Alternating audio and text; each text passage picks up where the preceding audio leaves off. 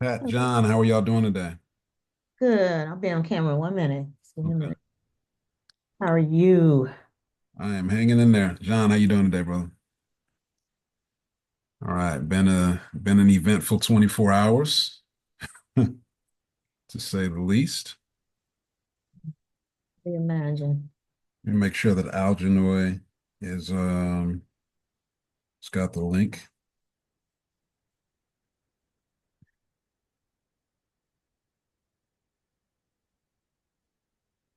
Okay. Recording. Good. Let's make sure we're recording to the right location.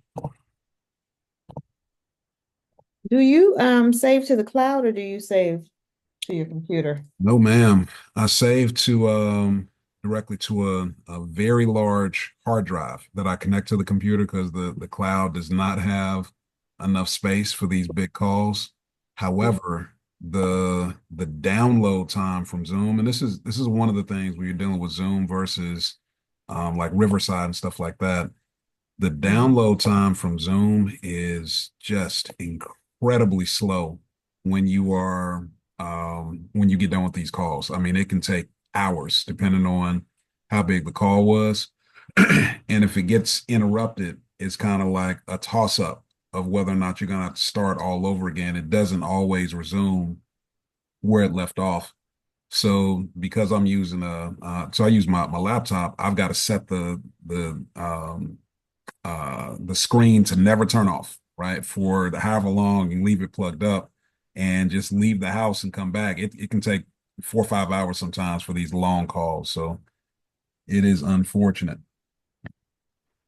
Man, pay the $20 for Fathom. Fathom? Yeah, Fathom. Oh, that's the one where it's always a Fathom recorder has joined your thing. Yeah, and I mean the transcription and it takes maybe 15 minutes at Okay. best, right? And then you can download the video on your own later if you want to keep a hard copy too. Okay, so Fathom just keeps it in the cloud. Is that where it is? Yeah, yep. Got you. So So I it's like, and I do calls all day. All those calls are in the cloud. And then the cool thing is when it recognizes that you have a call with the same person, sure. it brings up the notes from the last call. Okay. How long does it take to, if you do need to download? Because I take my files from Zoom, I download them to Dropbox on my hard drive and then Dropbox, upload them to Descript so that I can then, do some editing if necessary. Then I download that final file from the script back down to Dropbox and then from Dropbox up to Kajabi or wherever is going to be the final place where people see it. Now we should talk. I can Okay, take well, you a listen. couple of steps because I get it. It's a lot of time waiting for these big files to move around. Sure. Yeah, yeah. All right. Well, let me take a moment here, and I kind of share this with y'all on Monday, but when I'm doing these calls, I keep it very fluid. If I need to redesign an entire day, right, to make sure that we've got the time that we need, that's what I do. Excuse me. And sometimes that looks like what it's looked like yesterday and today, where I'm like, listen, y'all, I need a few extra minutes because I'm literally redesigning the day in real time. And today in particular, I've got some family stuff going on. So I wasn't able to get to this as quickly as I wanted to because I'm just managing life. But y'all got my full attention. I'm always going to try to give you above and beyond. So hopefully y'all can deal with the fact that we're doing this in real time because I'm never committed to it looking perfect. And I don't care about any of that. What I care about is making sure that if I need 10 more minutes, to deliver y'all what I need to deliver y'all, I'm gonna take it and apologize later. So, hopefully y'all understand that. Um, I don't know what y'all are dealing with right now, but it seems like a number of people in my circle are dealing with people passing away. Algenoy, Algenoy responded right back. He's got his. Well, I'll let you share if you want to, Algenoy, but a very close person to him has passed away. Went to pick up a check from a client this morning. We shared a moment of tears. He just buried his 19-year-old grandson. I don't know what's going on right now. and I haven't had a death in my family, like a close death, in quite literally over a decade. Not just my grandma, and that was 12, 13 years ago, and my brother and my auntie, literally inside of 2 weeks. This is crazy. So, I'm managing and all that, but it just seems like there's a lot of folks. So I just wanted to check in. And if y'all have anything going on with that, you want to say anything about that, get anything off your chest, recenter, feel free to take a moment to do that, and then let's get grounded and get into the day. But I just like to pay attention when stuff is happening, and if you got something on your mind you need to share so that we can, kind of get clear, like, feel free. Well, Um, go ahead, Algin. no, all you. It's No, all you. no, no, no, go. No, no, dive in, dive. It's all good, right there. It's for you. I mean, my mom passed away at the end of November, and so this is 3 months, um, and I'm just starting, I guess, that process of um, whatever you call it, grieving, whatever. I don't give a shit, but it is definitely, a process, guys. And the last week, this whole week has been weird, and I don't know why, but it has, and it's been taxing, but it's allowed me really to focus on this time that we're spending together because it's taking my mind totally away from all the crazy that it wants to do when I'm by myself. So I feel you all. Yeah, got it. Well, I'm glad you're here with us, John. What a blessing and a privilege to know that this is providing you some space. So I didn't know that. And I'm really sorry for your loss of your mom. What was her name? Dolores. Dolores. Beautiful. Algernon, I'm gonna have you share in a second. All good. Ramon Ray. I think John and you, Pat, y'all both know Ramon. I Mhm. shared with him. He was in Chicago this past week, and so we caught up actually via text, but didn't get a chance to catch up in person. And I shared with him about my brother, and he said, "What was your brother's name?" And I respond back and I said, Derwin. He said, "Wow, what a unique name." It was such a simple thing, but Mhm. there's been tons of people who checked in on me, and I appreciate them all. Something was unique about him just asking me my brother's name. Mm. And as I was responding, I literally broke down into tears Yeah. because I realized that just that small thing made it a very human experience versus, sorry for your loss, sorry for your loss. And everybody, I know that they cared and all that. Something about that one little question just made it very, very human. And my brother's name is Derwin. It felt very real. And so I extended that to my client today when as I was leaving, I said, "What was your grandson's name?" And he said, "Samuel." He sent me a picture of the obituary, and I got to see the young man. Something about just that little extra thing of getting personal with people, it can make the biggest difference. And it's the small things that we don't know, that little extra thing. So I just wanted to share that with me. I'm probably gonna ask that from now on when people tell me that someone's passed away. What's their name? And it showed up a different way for me. So I wanted to share that with y'all. Go ahead, Mhm. Algin. Now I'm saying, well, that's powerful. Just on the ancestral plane, often when we say their names, it brings that energy to us. And often, sometimes when people pass, we forget to call their name out, and then they can kind of go into the abyss almost, if you will. So I think just calling out that name periodically. I have an ancestral altar that I'm required to just kind of make those affirmations and say those names periodically. So I can appreciate that. Yeah, my brother's wife, her father passed away, so I've been kind of supporting that. My mother had a stroke in December, so she was requiring 24-hour care with someone in the family. So it's a lot of, she lives out in Calumet City, so it's a lot of back and forth consistently. My father passed away December 31st of 2022. So every year around this time as well, supporting that with my mother and whatever with the family. So that energy, it's a lot been going on. That being said, um, it's a book called, in the Kabbalion, it talks about like the tester. whenever you declare that you want something or you make a decision, the universe has to test it, in order to say, okay, we're going to test it to see, have you really committed to it? So, the speed of what's happening right now is forcing me to respond to the test and say, okay, let me get these things done. No matter when I'm getting them done, they're going to get them done, and I'm still fully committed to the program and fully dived in. I spoke with Thomas earlier through text that there's a lot going on, but the specificity and the requirements of the course is keeping me on course as well, because I'm always remembering, get these things done. So I'm excited that even in the midst of stuff happening, I'm expanding my ability to manage multiple things. So that's kind of where I'm at. It's not the simplest thing, but we're definitely getting it done, and we're fully committed, and it's gonna get done. So Yeah. yep. To your point, Algernoy, I've not heard it called the tester before. I didn't have that language, but I often tell people that when you are right on the precipice of something major, some big shift, everything that is not that, pops up. The moment that you declare that you're ready to take this next step, everything that's not that pops up. And oftentimes what people will say to themselves is, oh wow, this must be a sign, right? This isn't the right time for me. Maybe I should fall back a little bit. Sure. And what I've learned over time, and I'm sure y'all have too, because anybody who's accomplished anything, you go through this.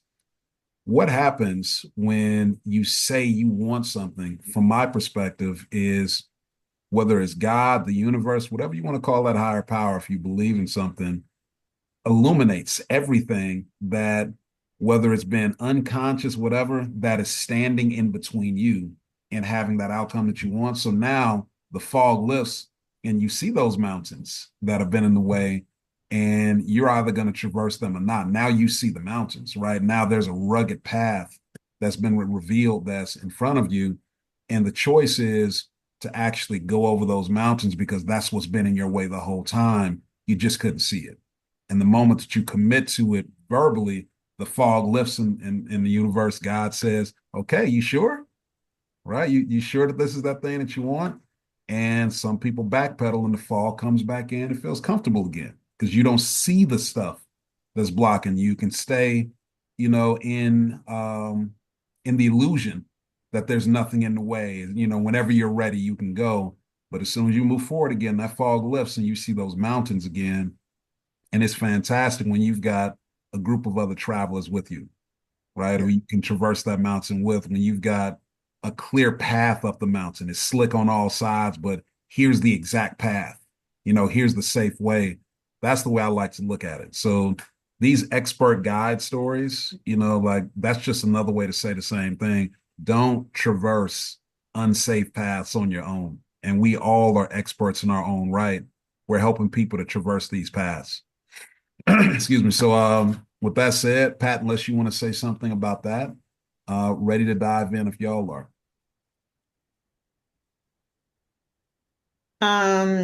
Yeah, I'll just say, it's not a physical loss Hmm. that I'm dealing with, but it doesn't make it any less Mhm. um, emotional. Mhm. So, yeah. So yeah, we're all dealing with something. Okay. Is it Uh, okay for me to ask what you're dealing with?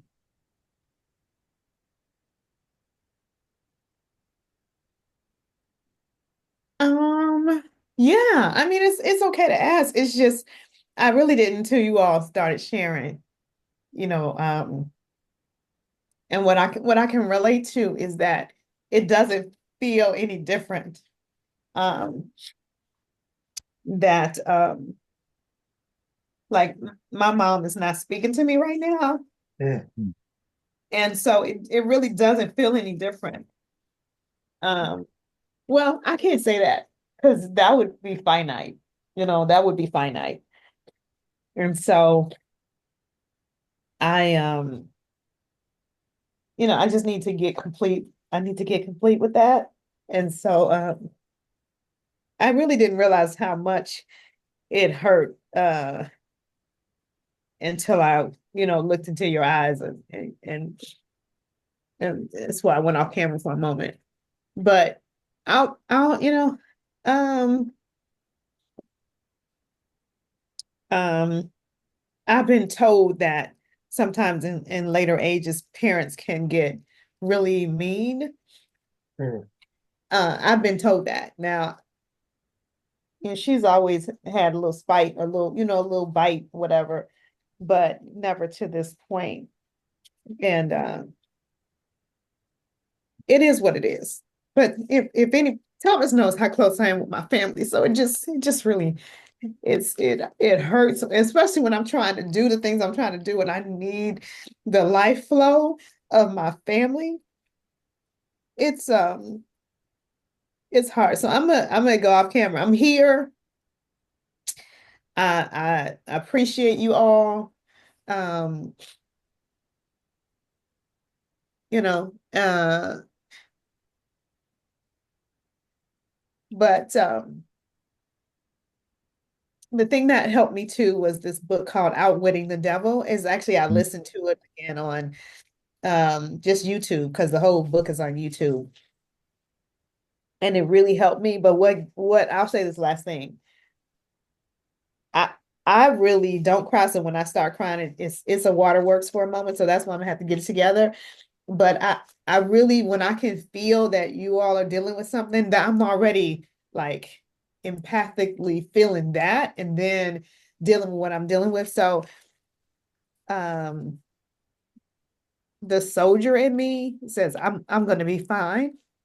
Like I'll be okay and I'll get complete, but it hurts. So that's all. That's all I gotta say. I know family is everything to you, Pat.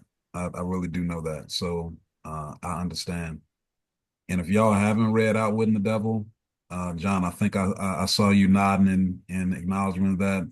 That is a fantastic book by Napoleon Hill. I read it years ago, and it's a lesser known and lesser talked about text than Think and Grow Rich. But the tattoo that I've got on my left forearm, it says deliberateness of purpose.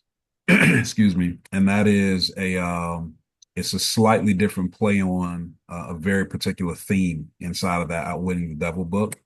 But deliberateness of purpose is like it's a foundational theme for how I live my life. And all of my foundational themes for living, I have tattooed somewhere on my body.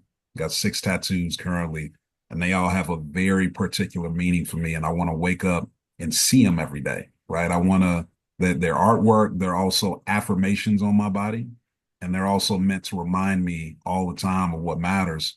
And deliberateness of purpose is one of those things. We only have so much time. We only have so much time on this rock. So whenever y'all ask me, you'll notice a theme with me, John, yesterday, when you're like, well, how much of this do we have to do? How much do you want to do, brother? Like, what are we gonna do? This is your time. Lives on the line. Algernoid hit me this morning respectfully and said, look, I got a lot going on. Here's that here. And I said, I understand. I got space for all of it. And this is your time. I believe you got space to hold all of it and get it all done. And if you don't, no judgment.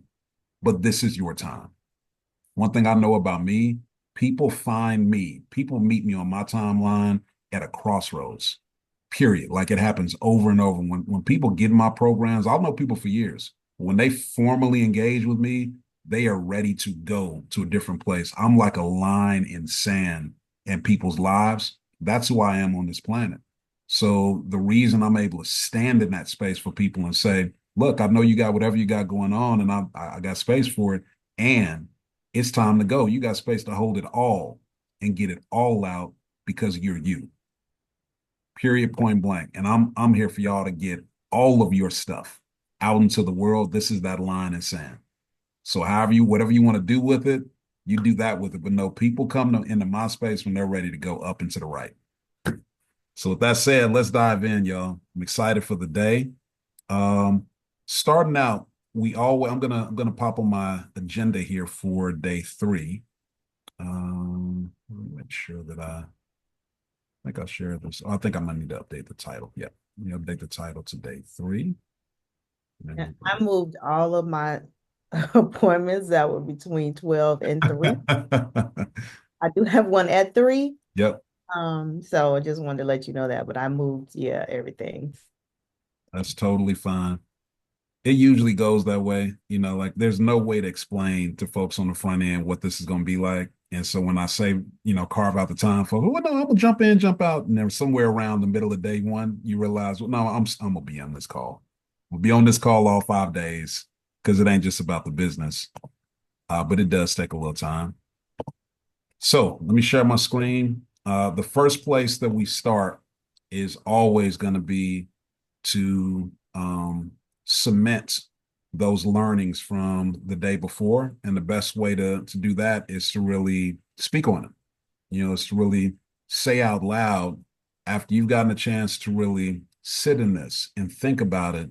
Yesterday, we dealt with offer in detail. We talked about environment, creating that buyer's room where people can get excited and better understand the announcement that's coming up.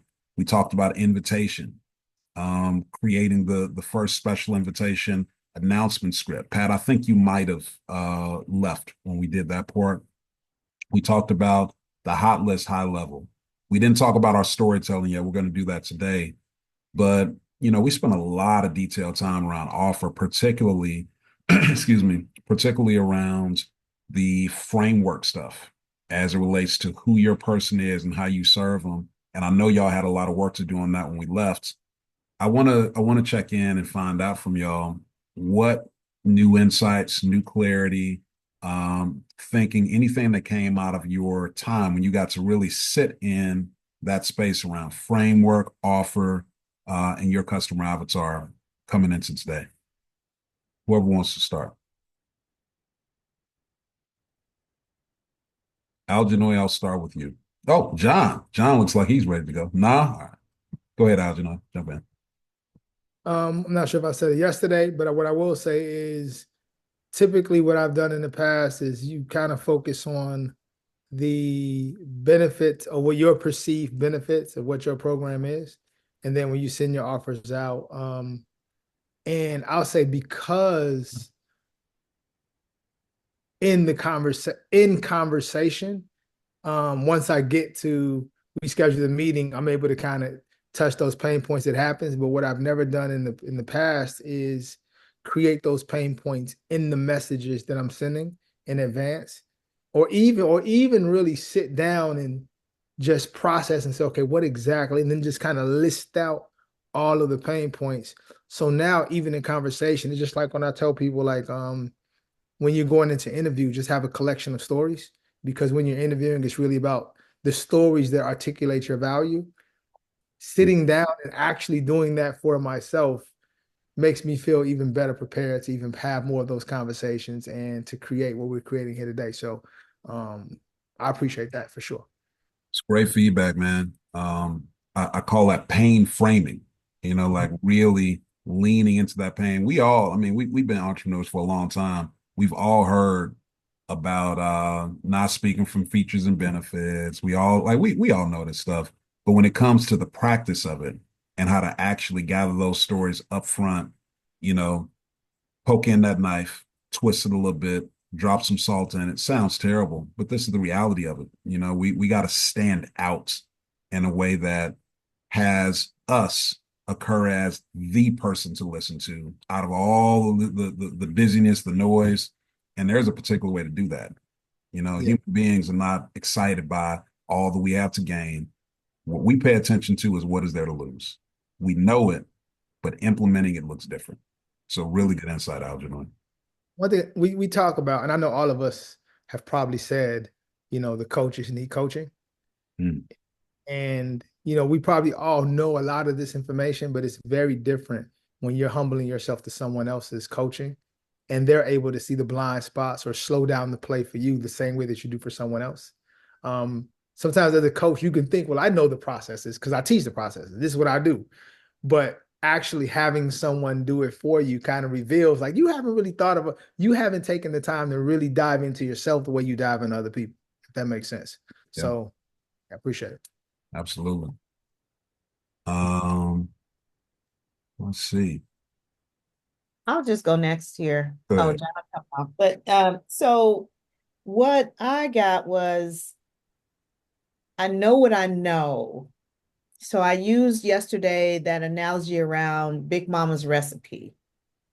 So I know what I know. I have the recipe book in my head of certain things and certain frameworks and certain ways that I coach my clients and take them through my framework. But where it gets lost in the sauce is when you try to pass down Big Mama's recipe and nothing's written down, right? Nothing's written down. The family don't know. They're trying to. There's actually a movie where they're trying to figure out how to make this particular pie. And it took iteration after iteration after iteration. What this created was the recipe book with clarity. So also you can duplicate it, but you can do the I'll just say pain versus pleasure, or how you say the pain framing around it. That makes it more irresistible for the client to enroll now. So we'll stop there. That is such a good analogy. I am using that story from now on, Big Mama's recipe and the recipe. That was brilliant, Pat. I appreciate that. Thank you for Absolutely. sharing. John. All right, I'm going to be transparent. So my biggest um, uh, strong suit is partially also one of my biggest weaknesses. So I made all my uh, most of my advancements in money by being or utilizing marketplaces. So I didn't have to directly sell, right? And so that made it easy for me because the selling part is always uncomfortable. So I don't have to convince you, that you need new shoelaces. I mean, you already come looking for it. And if you're on Amazon, here we are, and all I got to tell you is uh, what size they are and what color they are, and you buy. And that's always been my strong suit. So getting into this process, even though, and I do the same thing when I'm on stage. That's like a marketplace too. I don't have to get personal with people as much as I'm having to do right now. So going through this process and submitting, like you said, to other coaching has been very transformative for me. So good stuff. That's super vulnerable, man. That's also really good insight because it can be difficult um to look at a career where you've had a lot of success, right? And then at some point sit with somebody new and who's giving you a lot of principles that I mean none of this stuff that we're talking about, none of it is new to any of y'all. It's really easy to say, I mean, come on, guys, what are we doing here? We all know this stuff. But it takes a certain level of humility and experience to actually be willing and able to be coached because we are all master coaches in our own right. So that's why I'm always so appreciative of the opportunity to work with a lot of the times people who are the best of the best in their category because it takes something for those folks to say, okay, I'm willing. You show me enough. I'm willing to listen. That is the ultimate place of service for me because y'all not gonna just take feedback and suggestions from anybody. Like that's not how we operate out here. And if Thank I you for can that. say Yeah. one thing too, is that John, I've really not had to sell either. So this is really a fairly new muscle. Like I got, about 100 pounds in me, but this is like a 250. We lifting at 220 at least. Seriously. So, right? I would say, Thomas, right? We lifting some real weights this time in the selling category. And referrals all day long, introductions all day long, meet and greets all day long, like that kind of thing. Emails in my just, hey, you want to come and do the, yeah, sure, absolutely. Sounds great. So this is real muscle being built. Now, I'm glad you said that, Pat, because I can say that. And on some level, I've designed it that way, like in terms of just attracting. Like my business is 100% based on attraction. Like I attract whatever I think about, I decide I want it, and I attract it. But I do know that in order to go to the next space, crafting messages and being deliberate about creating businesses and creating funnels and you know that's a piece that I need in order to get to a bigger space. I just attract business, you know what I mean?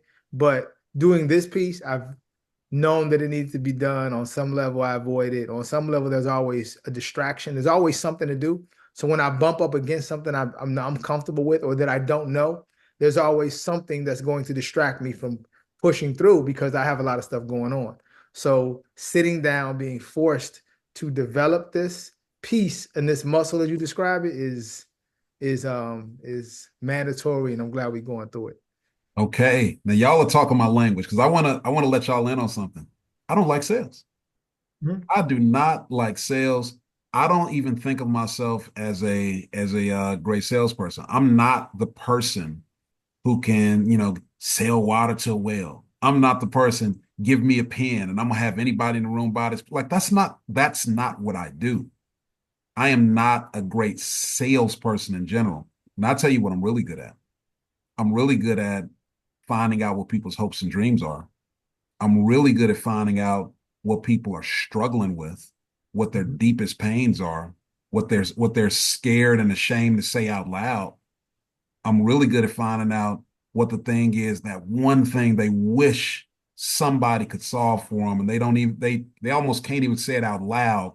They're so far detached from the reality of it, of like finding a solution. They haven't even thought of it.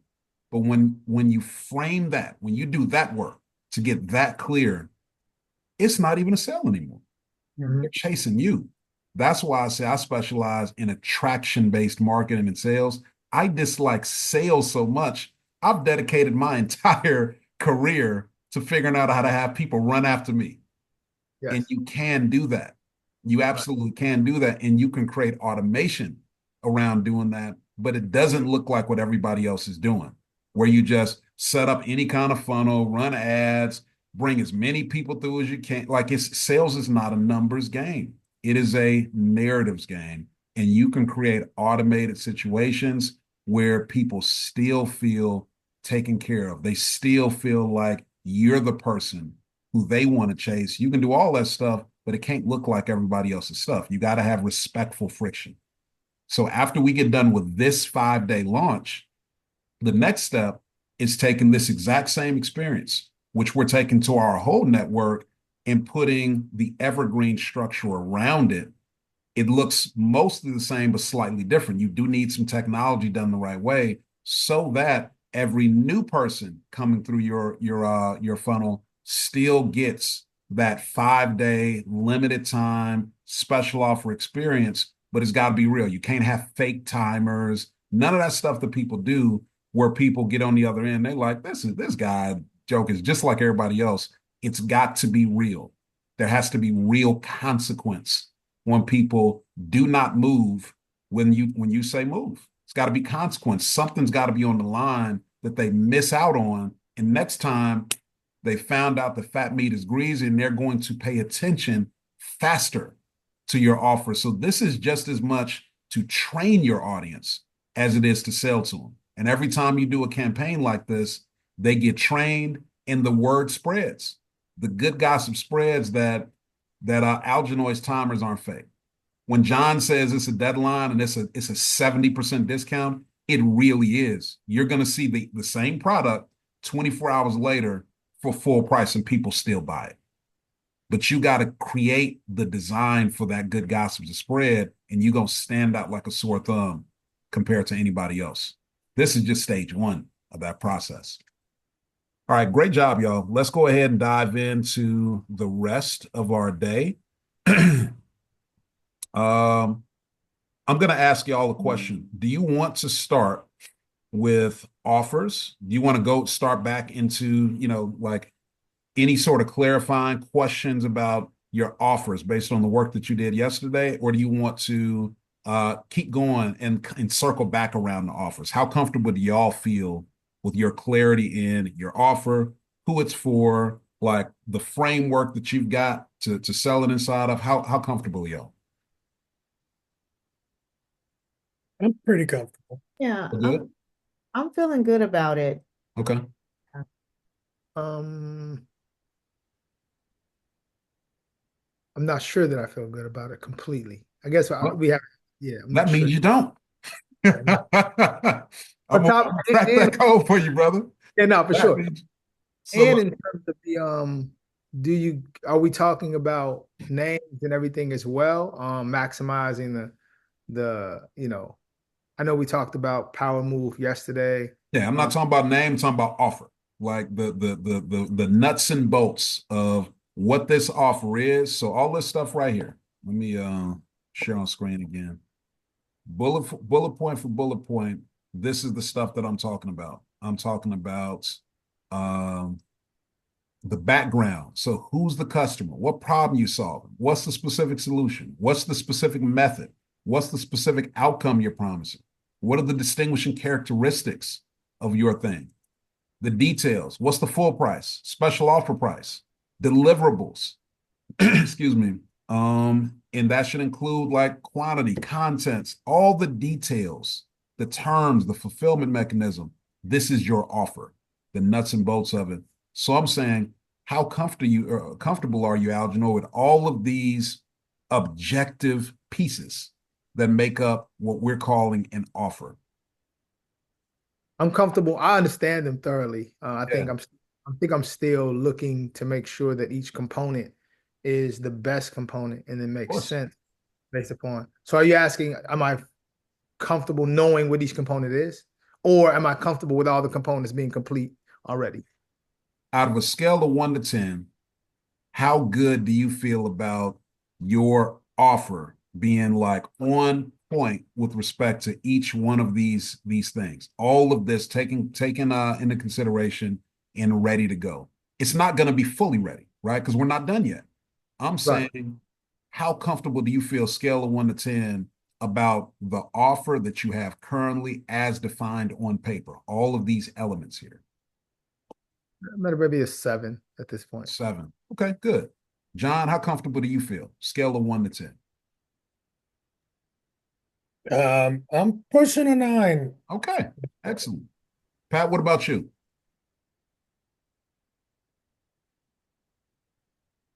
1? Is that what you? No, I Oh, would think 1 minute.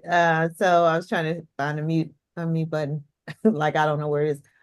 So 8.5, 8 point, excellent. something like that. Yeah, I'm getting a good B. All right, good. We're where we need to be.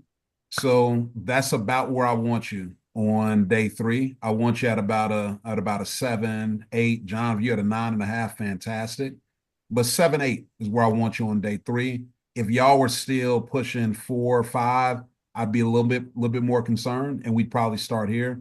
We can come back around to this later today, and just kind of tighten it up. Just remember, we got 2 more full days that we can knock all this stuff out. So by the time we get to day 3, remember I told y'all on day 1, by the time we get to Wednesday, we should be at a solid place with offer. And then we can really tighten up everything else. So let's keep it moving. I want to make sure that we go over environment again. So this buyer's room concept that again, all of us have heard about, having a wait list and things. These aren't new concepts, but what I found is that it just gets so easy to forget the basics about what has somebody look around and say, okay, other people want this too. I should probably pay attention. And so we always do this buyer's room. And I showed this in the masterclass, the cash machine masterclass. John, I don't think you've seen that.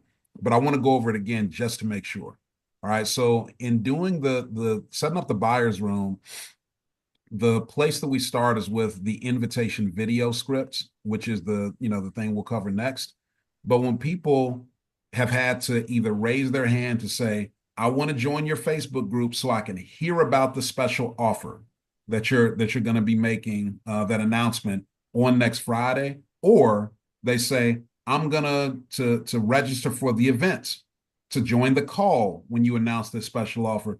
Those are the two ways that we do the buyer's room. For B2B offers, it's going to be the call. For more B2C or small business offers, it's usually going to be the Facebook group. All right. So we've already established that Algenoy and Pat, y'all are doing the call. And John, you're doing the Facebook group. So let me jump on the document real quick and see if y'all have added your links to each. Okay. So here in column F is where I should see the links to each of your It's boxes. locked for me. Is it? I don't know Yeah, what I the can't deal add is. anything. Yeah, you can't add any, or Because show us how to add, because no, what's happened? So I've got the permission set so that in terms of being able to edit it, you should only be able to edit your section. But for whatever reason, it is not letting you edit any of the sections, which is odd. So I think I'm just gonna have to take off the controls altogether for now to make sure that y'all can do what you need to do. Let me just remove these. Okay. This is protect range. Okay, and as y'all can see, Algenoy, you should be able to edit this part that's highlighted. Pat, you should be able to. John, this part, I don't know why it's not working.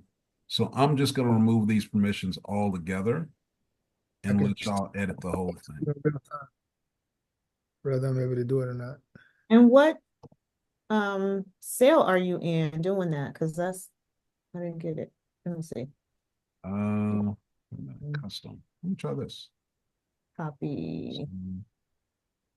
Okay, choose who can edit. I want me, I want Algenoy, and I want Pat to be able to edit this. And me. Y'all go ahead and see if this works for you now.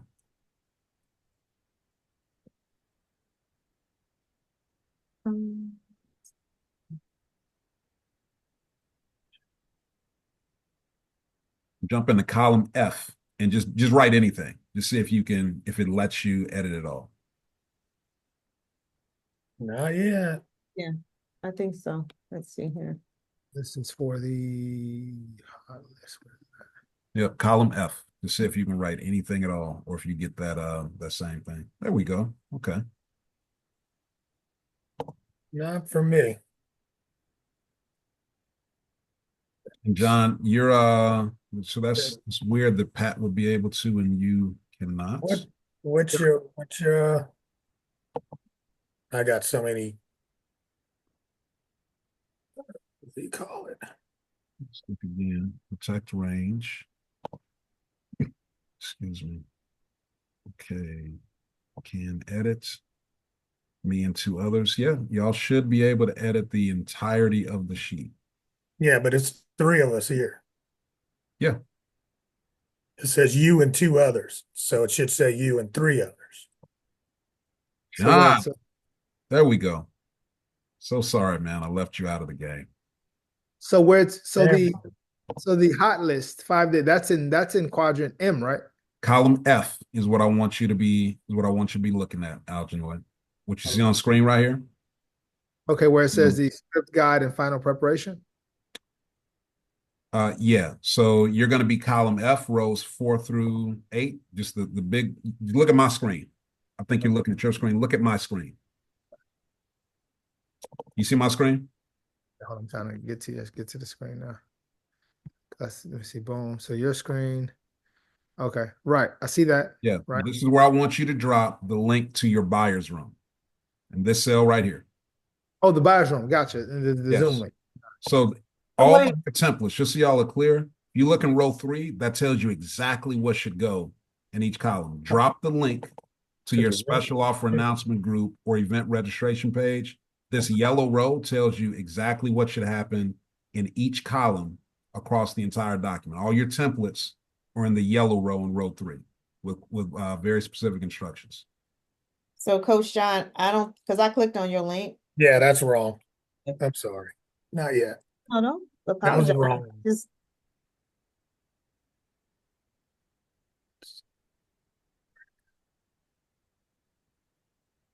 So we were holding space with accountability. so, so, or my progress partner. And I said I had made a Facebook group and I made a Zoom link. So just in case, huh? Just in case. I don't know if the test was coming. Maybe that'd be extra credit. Mine says the data range. Let me make sure again. Algernon, do me a favor. Share your screen. Got it. Go back to share my screen. Zoom.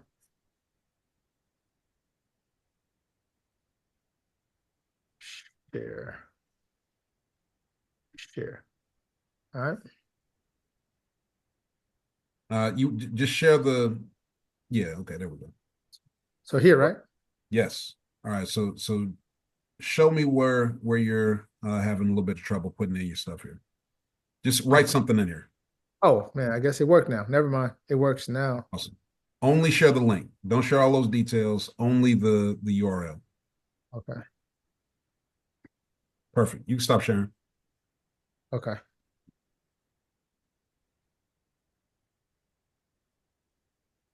Wasn't it working? Weird. All right. When you get done, hit enter. All right, Algernon, I'm gonna open yours up. Take a look.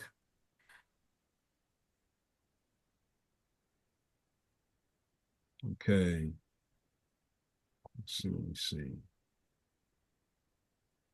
Oh, that's right. I'm on the Zoom. So that's not gonna work. All right, cool. But we have Zoom meetings done now, so y'all can edit these.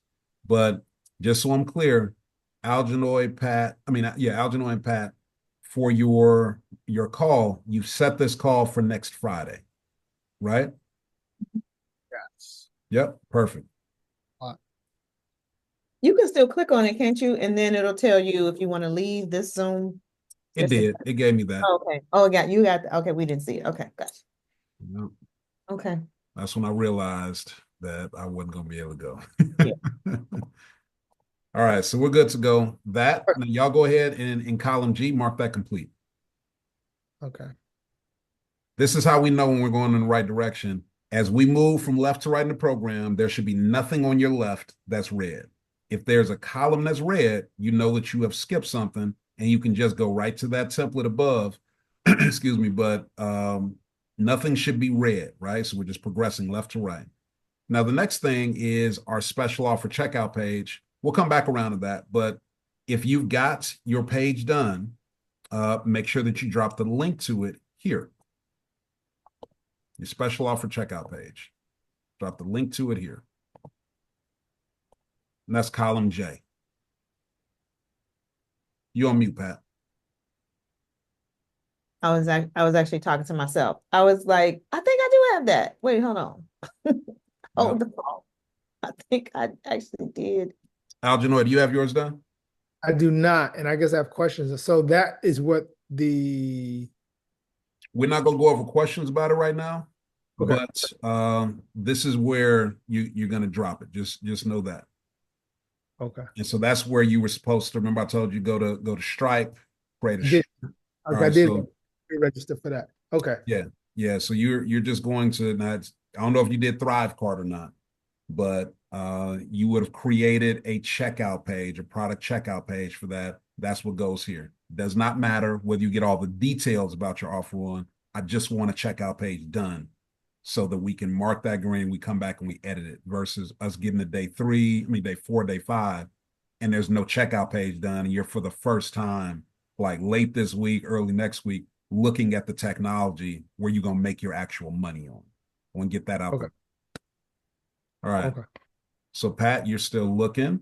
Algernoid, I'm going to put you as a in process since you did start on that. You got Stripe. You didn't get Thrivecart, right? No. Okay. So I guess it'll be Stripe. Thrive Cart. Huh? Thrive Cart. Thrivecart. Yeah. dot com. If you're gonna get that one, I can send you a link so I collect a nice affiliate commission. Let me know if you I, do. I, I have a solution too. So Oh yeah, okay.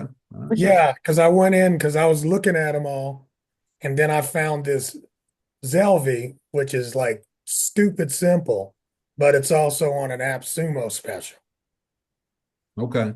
Well, one of the things to think about, like I do a lot of research before I choose the tools, and I've got a very particular software stack based on Never seen products Zelvy. for a long time. Yeah, I haven't used it. Don't I know anything. never heard of it before. Yeah, and I don't know if that's going to be around 4 or 5 years. And I also have a lot of behaviors that are tied into every single one of my products. So I'm thinking about a lot of stuff when I say this is one to use. Kajabi is the most expensive, but I use it because it's reliable, not because I haven't seen other stuff that's cool, but is it going to be here in 5 years when I got to unwind everything that I built with this automation? I got to think about all that stuff. So that's part of my recommendations as well, thinking through that.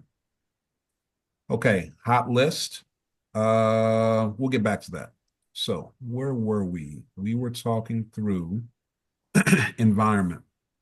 So I want to walk y'all through a buyer's room that Libria Jones set up it was either last month or December. I can't remember which cohort that she was in, but I'm going to take y'all to the thread in Facebook where we kind of discuss this a little bit. Libria was somebody who she had done a campaign in the past, like the year before, for her community. She trains people how to. She's been working remote, like all over the world for the last more than a decade. She trains corporate professionals how to find remote jobs at or above their current salary that allow them to basically live untethered and be anywhere in the world. You want to leave the US, whatever. So she's trained a lot of people how to do this, but she did not have like a clear program. She's done a lot of one-to-one stuff. She's done come travel the country and the world with me, but didn't have an online course that was really bringing in any money, and didn't really know how to launch it. She tried to launch her course in the year before and put up a big whopping zero. Did a huge campaign, all these emails, all these social posts, but she was missing a lot of core pieces to have people really be able to see that they wanted to buy, even though she had a really engaged community.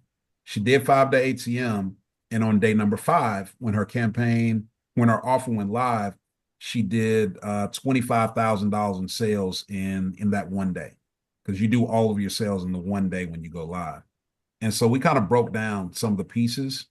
And in her buyers group, her buyers room, she had invited people from her social media following as well as from her email list to join this Facebook group where I'm going to be doing this special offer announcement on Friday of next week. Excuse me. And she was very concerned and nervous about this because she already had a Facebook group. And, can I just do it in my regular Facebook group? No. This is a group that is designed to have the narrative. It is only open until midnight on the 5th day, and after that offer expires on midnight, everybody's out of this group. This group goes away. So you want to create that nervousness, that anticipation that this is something special, it's different, and they're part of something that everybody can't get a hold to.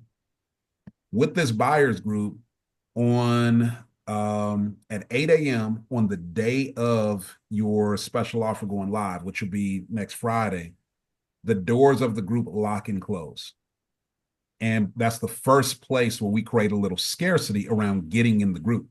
We're communicating every step of the way that it's not open forever. Get in, because if you are not in by 8 a.m. on the day of, you don't even get to hear the offer, right? This is the first place where we get to demonstrate that we're not playing with our deadlines. Somebody's going to come at 8:01. Somebody's going to come at 8:05. You're going to get the text. You're going to get the emails. I'm so sorry. I meant 8 a.m. it's over. And as soon as you hit that 801, we're going to send out that message that says the buyers group is now closed. Like the special announcement group is closed. I'm excited for the call that's coming later, excited for the announcement. Y'all are the only ones who are going to be able to see this announcement live. And they are. But anybody who has registered for the buyers group or the call and they don't attend, they still get the invitation to the special offer after you've made the announcement, but they get that via email, even if they don't attend the announcement because they registered. So it's anybody who registers, they get to see it. They also get to receive it, even if they're not on that live that day. But you do not send the offer to anybody who doesn't register for this special offer announcement, because then you're not keeping your word. And we want to use this as a demonstration that this is real and there's really something to miss here. So with her, she ended up with this was taken on, I think, either day 3 or day 4. This wasn't even where she finally ended up at. Lib ended up with close to 1,000 people in her buyer's room, which, if you just do the math here, right, you got 1,000 people who said, I'm interested. She had about 30 spots available for the program. You know, when you got a bunch of people who've expressed interest and you clearly communicate, I'm so excited to see all of y'all, and I've only got 30 spots for this program. There's no pressure to buy right away. And I'm taking the people in the order that they paid their ticket and apply. Y'all should have seen some of the comments in there. Folks were messaging Lib and Bound. I'm trying to find the upsell page. I think I missed it. Can somebody help? Somebody, like, when do you see people fighting to give you money? Somebody help me. I can't find the link. That's what the kind of environment that we're looking to create. And that's what this buyer's room does. It is a separate environment where everyone knows that everybody here is interested in this thing, and that there's going to be competition that we can create the moment we say everybody can't have it. I only have this many, and it's this many of y'all that are here. That creates competition. And the third piece of this is, with us closing the door at 8 a.m. and it's a limited group, and us only having this offer available until midnight, those are all the 3 levers of scarcity that are really implemented. If y'all have read Robert Cialdini's book, Influence, Science and Practice of Influence, he talks about 3 levers of scarcity that create kind of that ravenous excitement when people feel like they can't afford to miss out on something. The first lever is introducing an offer that is truly, it's rare and scarce. Well, when we're saying that this is the only time we're going to be doing this thing, it is at a very special price because it's the first time we're introducing it. I call that a sandbox launch. When it's the first time I'm doing an offer, come play in the sandbox with me. Some I's are not going to be dotted, some T's are not going to be crossed, but the value will not be touched at all, and you'll never see it again at this particular price. You got to hold that true, but that's that first lever. Is this is going to be an incredible value, and it's only available for the people who are in this buyer's room. That's piece number 1. All right. Lever of scarcity number 2 is you take something that was already scarce and you make it more scarce. Not only is it only available for the people in this room, you can only join this room until 8 a.m. on the day of. And by the way, after I make the announcement, when the announcement only goes live on day 5, when I make that announcement, you can only buy, if you choose to, until midnight that night. So we've taken something that was already scarce and we've made it more scarce. The third lever is to introduce competition. And by the way, it's 1,000 of y'all in here. I've only got 30 spots. So, like, no pressure. However, move at your own discretion if you're interested in this thing. You know what? Maybe I was planning on not being on the call and just checking it out. Maybe I better go ahead and be on the actual announcement call, because I don't want to miss. If it's something I want to buy, I probably need to make sure that the other 29 people don't beat me out. So you don't have to beg people to be on the call. You just create the environment where logically their biology tells them I probably ought not miss this. And if they're tuned in at every step of the way, and every step of the way they're pulling the transaction to them instead of you chasing them, the power dynamic has shifted. And by the time you get to a purchase, the moment that they're available to purchase, they are trying to, basically tell you why you ought to let them in. They're fighting for the offer. You're not fighting them. You're saying, well, I'm not sure. You may be a fit, right? Make sure you check the boxes before you buy. Please don't buy unless, because I can't make the promise unless, like, it is always a respectful, I'm not sure about you. Anybody have any questions about this buyer's room?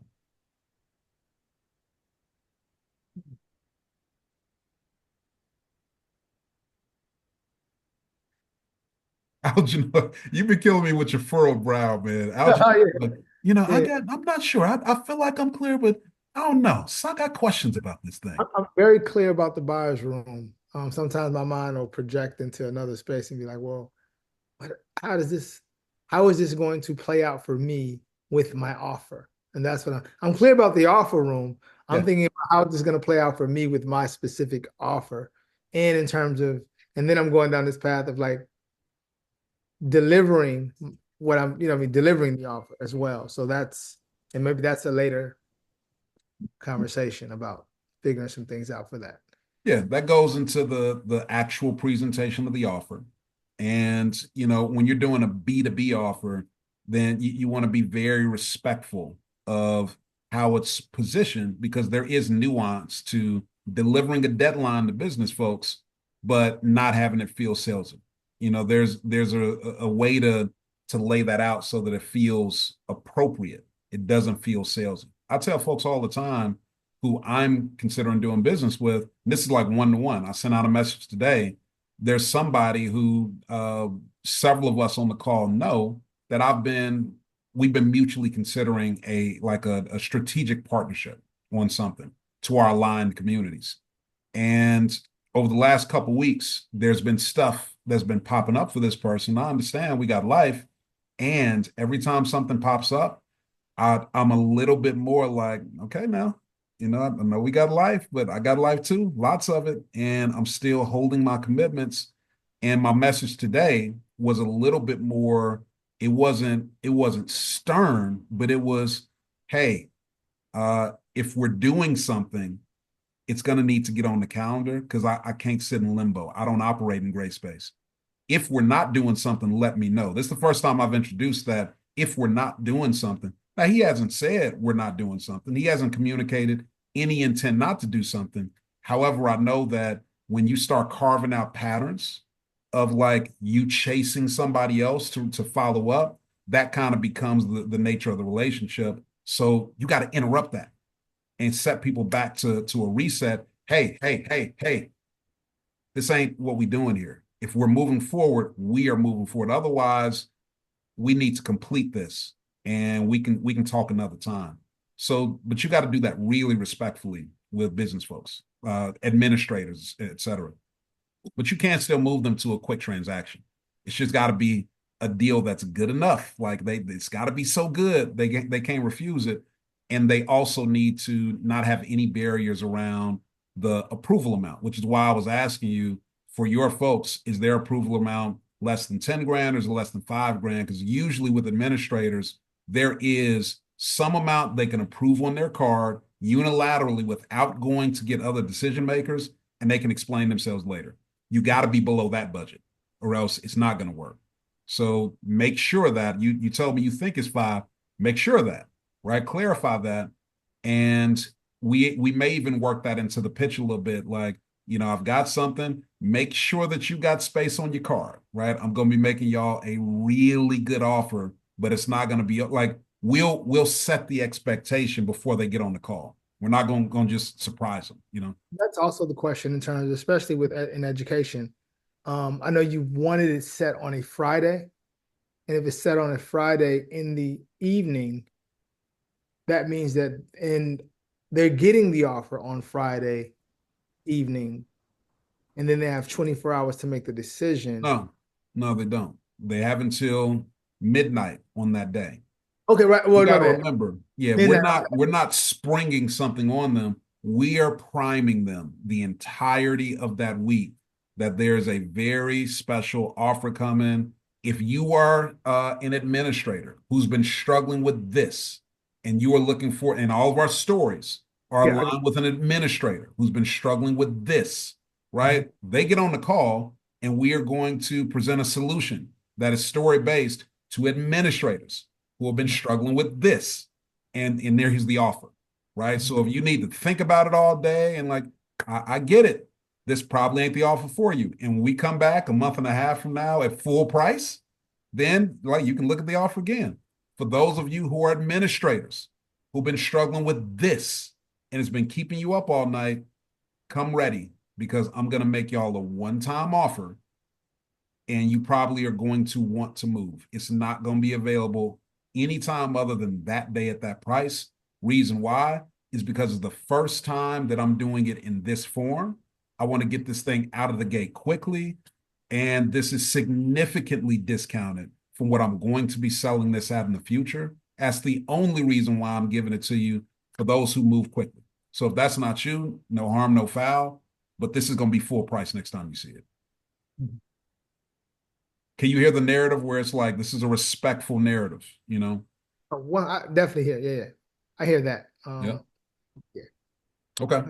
But we'll do some more work on that. There's we don't have to nail that right away. I just wanted to make sure that y'all are in clear understanding of the positioning of the buyer's room and like what the psychology is behind why we actually move people into a particular space separate from everybody else where they're forced to say, I'm interested in this. That's What a I don't understand, this is what I don't understand. I need clarity on, for me, I'm selling, this is focused on the consumer, the leader who's going to self-select themselves into this membership. Mhm. They may get funding, they may get sponsorship from their organization, reimbursement from the organization, but they're going to whip out their credit card. So I saw the Facebook group. I don't know if you can put that back up there, but it's the Facebook group. And then once she Libria, Yeah. once she did this Facebook group, then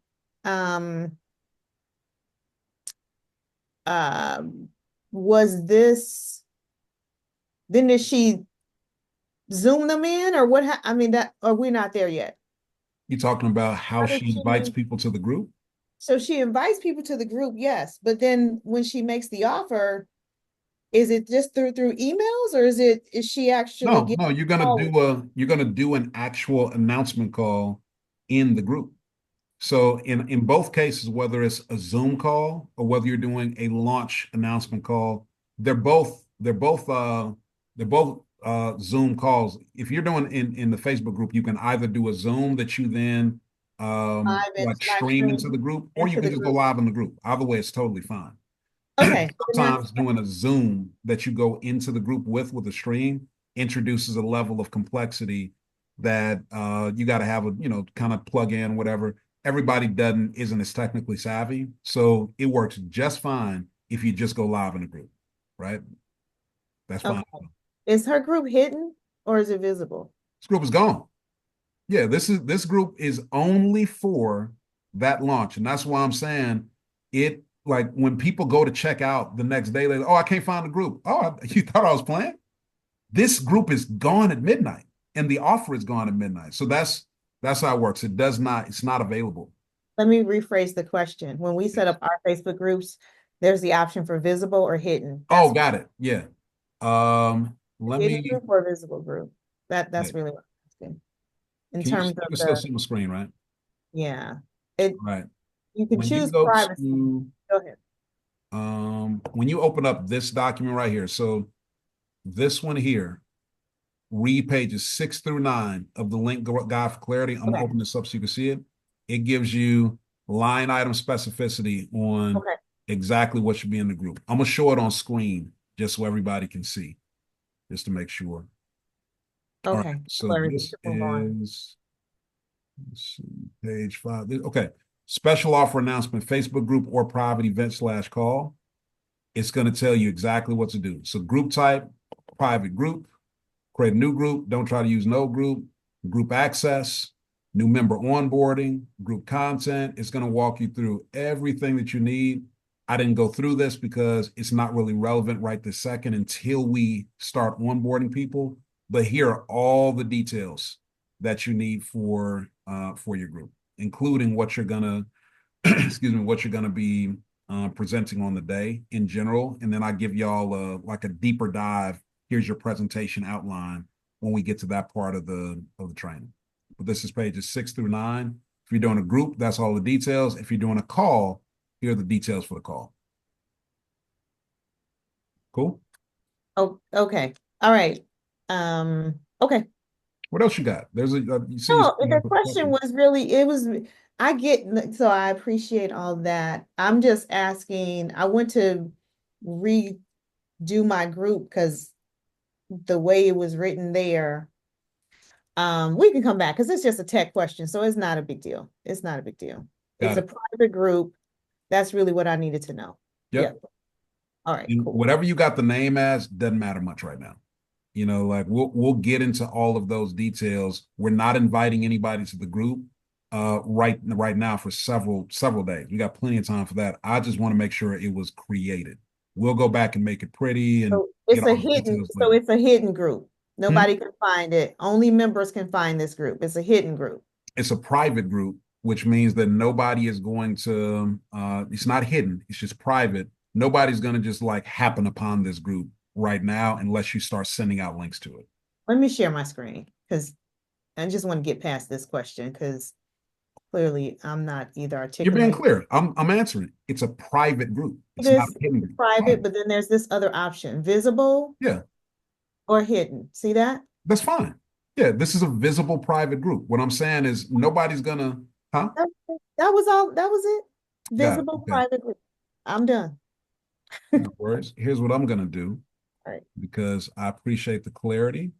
I'm going to say private group, and then I'm going to say visible. Every step of the way, I like to try to get rid of this gray space. That's my bad for not making No, sure that was there. I'm a process manager and certified project managers. When I see something, I'll be like, what? So, because I read this page, I just did see that part. But we good. No, this is actually these are the details I'm looking for. Like Okay. I am always hunting for the little things that can have somebody say, "Wait a minute, I'm not sure." So that was actually very helpful, Pat. All right. I'll here at your service. Thank you, man. Okay, so that takes care of the group. I think that everybody has created their group. Everybody's now clear on the group, right? So that's our buyer's room. Let me jump back into our calendar invite. We covered that. Now let's get into these details, excuse me, for our special offer invitation video script. We're actually going to be doing work on this in real time. All right, so everybody do me a favor on what column is this for y'all? This is going to be column R. Go ahead and make a copy of your special offer invitation video script document, update your name on it. And then once you've updated your name on it and saved it in your Google Drive, go ahead and drop your link to it in column H. And then I'm going to start working with one of y'all on this.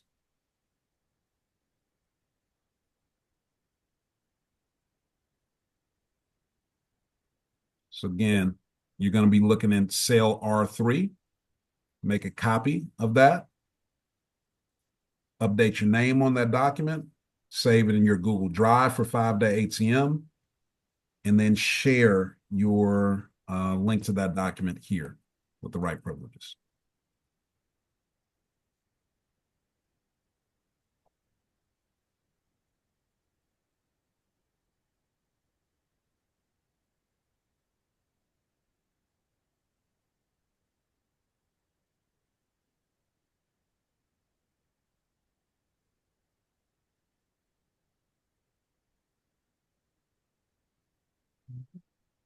Y'all just let me know when you're ready. I'll be looking for it.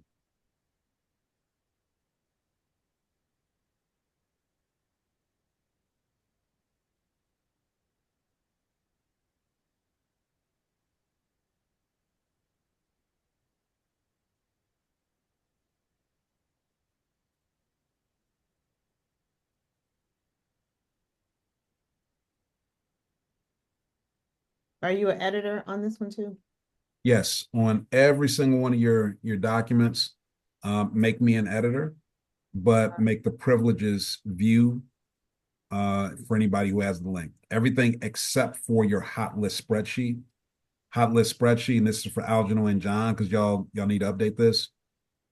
You should not make the hot list viewable with a copy for anybody who has the link, because those are your actual personal contacts, the information. So it says it in the tab, but it's easy to miss. Don't make that viewable.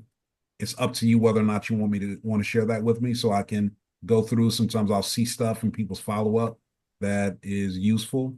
But if you're sensitive about those, you don't have to share that with me either. That's up to you.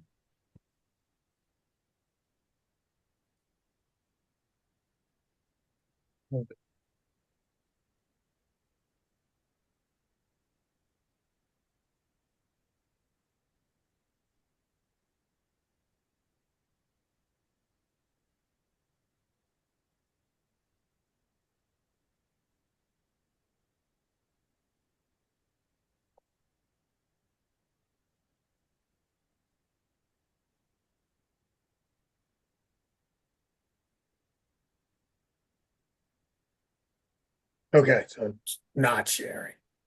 That's what we're doing. Yeah. Say that again, John. You said not share it. Specifically for your hot list tracker only, make Yeah. sure that you do not share that with everybody. All right. Done. Yeah. Perfect. All right. Do you want me to have access to this? No, you don't get it either. Okay, no problem. I'm just Done. What's good, Algernon? It's done. All right. You updated yours too? Make sure you update the sharing privileges on your hot list, cell in column M. You got that part, right? Yes, I believe it already had that. Let me see. You need to make that not viewable to anybody. So that I'm still clicking it, and I think it's still viewable. So if you haven't done that, just update that one. Okay. Okay. And Pat, great. We'll put yours to in process too. All right. So while we're on this, quick check-in. John, what letter did you make it to on your hot list? like D. D. Okay, great. By how many people is that? 700. Nice. Excellent work. So you're going straight down, right? A through Z, right? And of the folks who you've gone through so far, what percentage of those would you say are perfect fits? Like, let me ask this different. How many people are on your hot list total so far? On the actual hot list. Yes. Let's do a count here. 50? Okay. Got it. So that means that you have really, really solid contacts. Because I want to give y'all context again. I'm gonna keep saying this. Your hot list, the consideration set is these should be people that if you message them, they're gonna say, "Oh man, John, to hear it's been so long." Like these are warm contacts. These are people who know you, people who are looking forward to hearing from you. These are not random people. If anybody who you got on this hot list would say, "What number is this?" Like that's not a hot list person. That's thing number one. Thing number two is don't feel any sort of way if you don't end up with a bunch of people on your hot list. Even if you go through a few thousand people, you're only going to have anywhere between a few dozen to, in best case scenario, a few hundred people on your hot list. I rarely see people with a few hundred. Usually it's smaller because your hot list, this exercise does a couple things. One, you're going to find a bunch of people that are on your phone, and you're going to think, why are they even still on my phone? They shouldn't be in my phone anymore. These are not high value people. So you're going to remove some folks. You're also going to find some people who you long forgot about, and you think to yourself, how have I not reached out to them in all this time? Man, I got to make sure I keep in contact. That's going to happen too. But just know that everybody is not supposed to make it to your hot list. This is a high intent list. and these people should fit in one of four categories. Pat, you didn't see this part of the conversation, so I'm going to go through this part real quick. Your hot list should fit in one of four categories as you're going through all these folks. They're either going to be a perfect fit, and what a perfect fit means is exactly how it sounds. They are, when you think of everything that needs to be present in a customer avatar for them to be a really good fit for this program, they check every single box. This is the perfect fit, and you know it to be true. That's somebody who you check off as a perfect fit. You add their name and you just, select perfect fit. You think they're your perfect ideal customer and you got a great relationship with them. Even if you haven't talked to them in a while, they're going to be happy to hear from you. Number two is a center of influence. This is somebody who we request a referral from. This is not somebody who we think is who's a perfect fit for the program. This is somebody who, based on affiliations, based on an association they run, a company they run, whatever they're doing out in life, they are in a position of leadership with a group of people, whether it's a few dozen, a few hundred, or a few thousand folks who are your perfect fit. And when they say, listen, y'all, I don't bring you stuff often, go check out Pat Perkins. She has something that's going to be a really useful fit for y'all. All of them are going to say, oh, if she said, go check out Pat, I'm going to check out Pat. Like, that's the person who's the request for referral. We're not going to ask them for multiple referrals. We're going to ask them for one inside of our script. We ask for a bunch, they'll give us none. If we ask for one, they'll give us 3, 4, 5. That's usually how it works. So we're going to make a very low cost request, and all this is in the script. You don't have to worry about this right now. Okay. The third kind is the person who's expressed interest.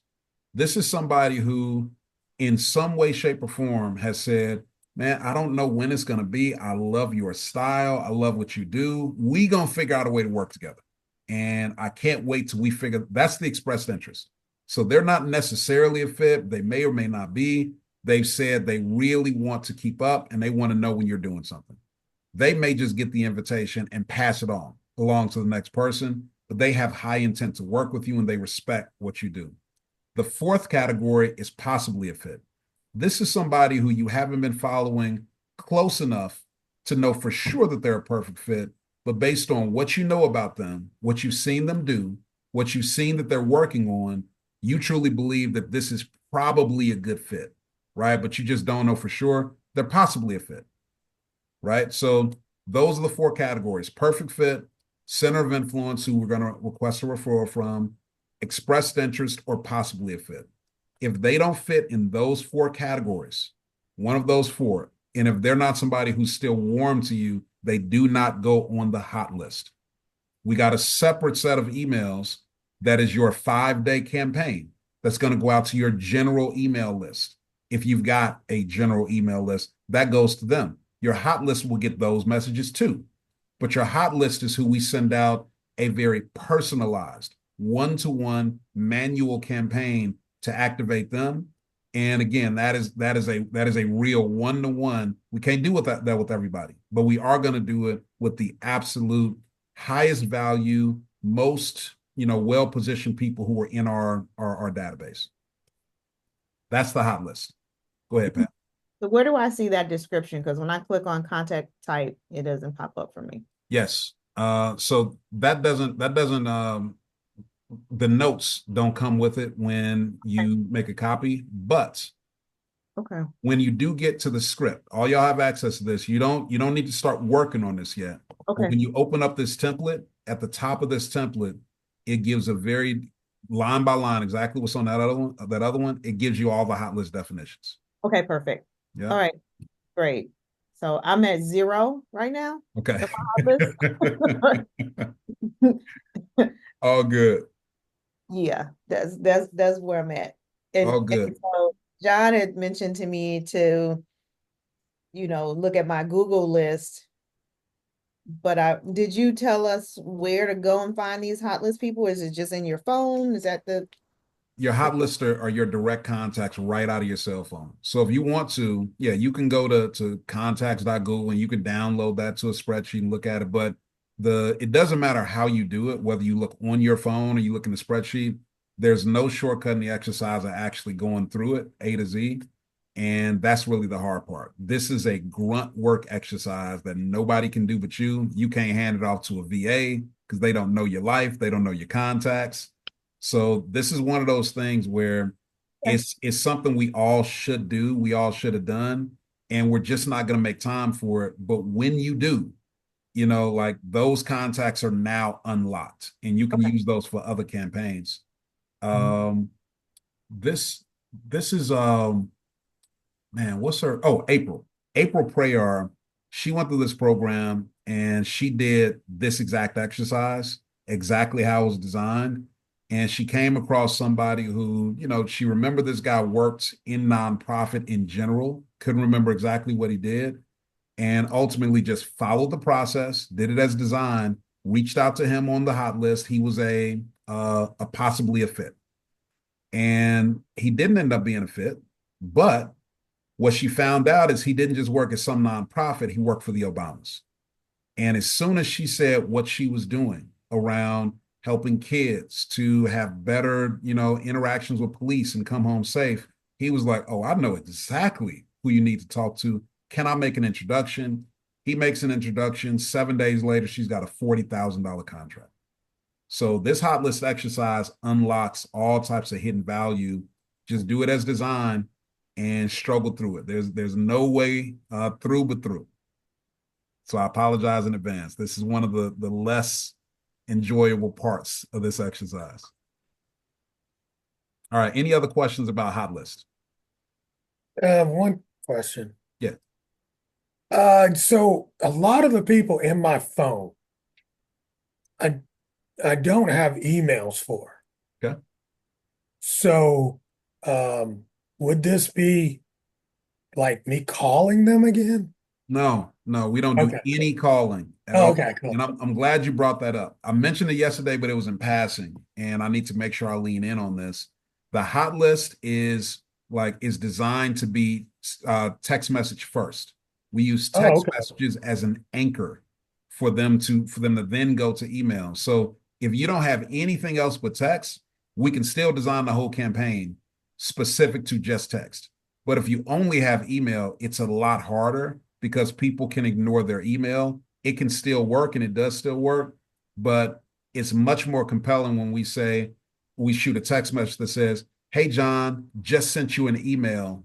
Take a look." And that person, when you get a text that says, "I just sent you an email," 99% of the time, you're going directly to that email in that moment because you want to know what it was. We're not going to say what it was in the text, but we've seeded interest and that person then goes and looks.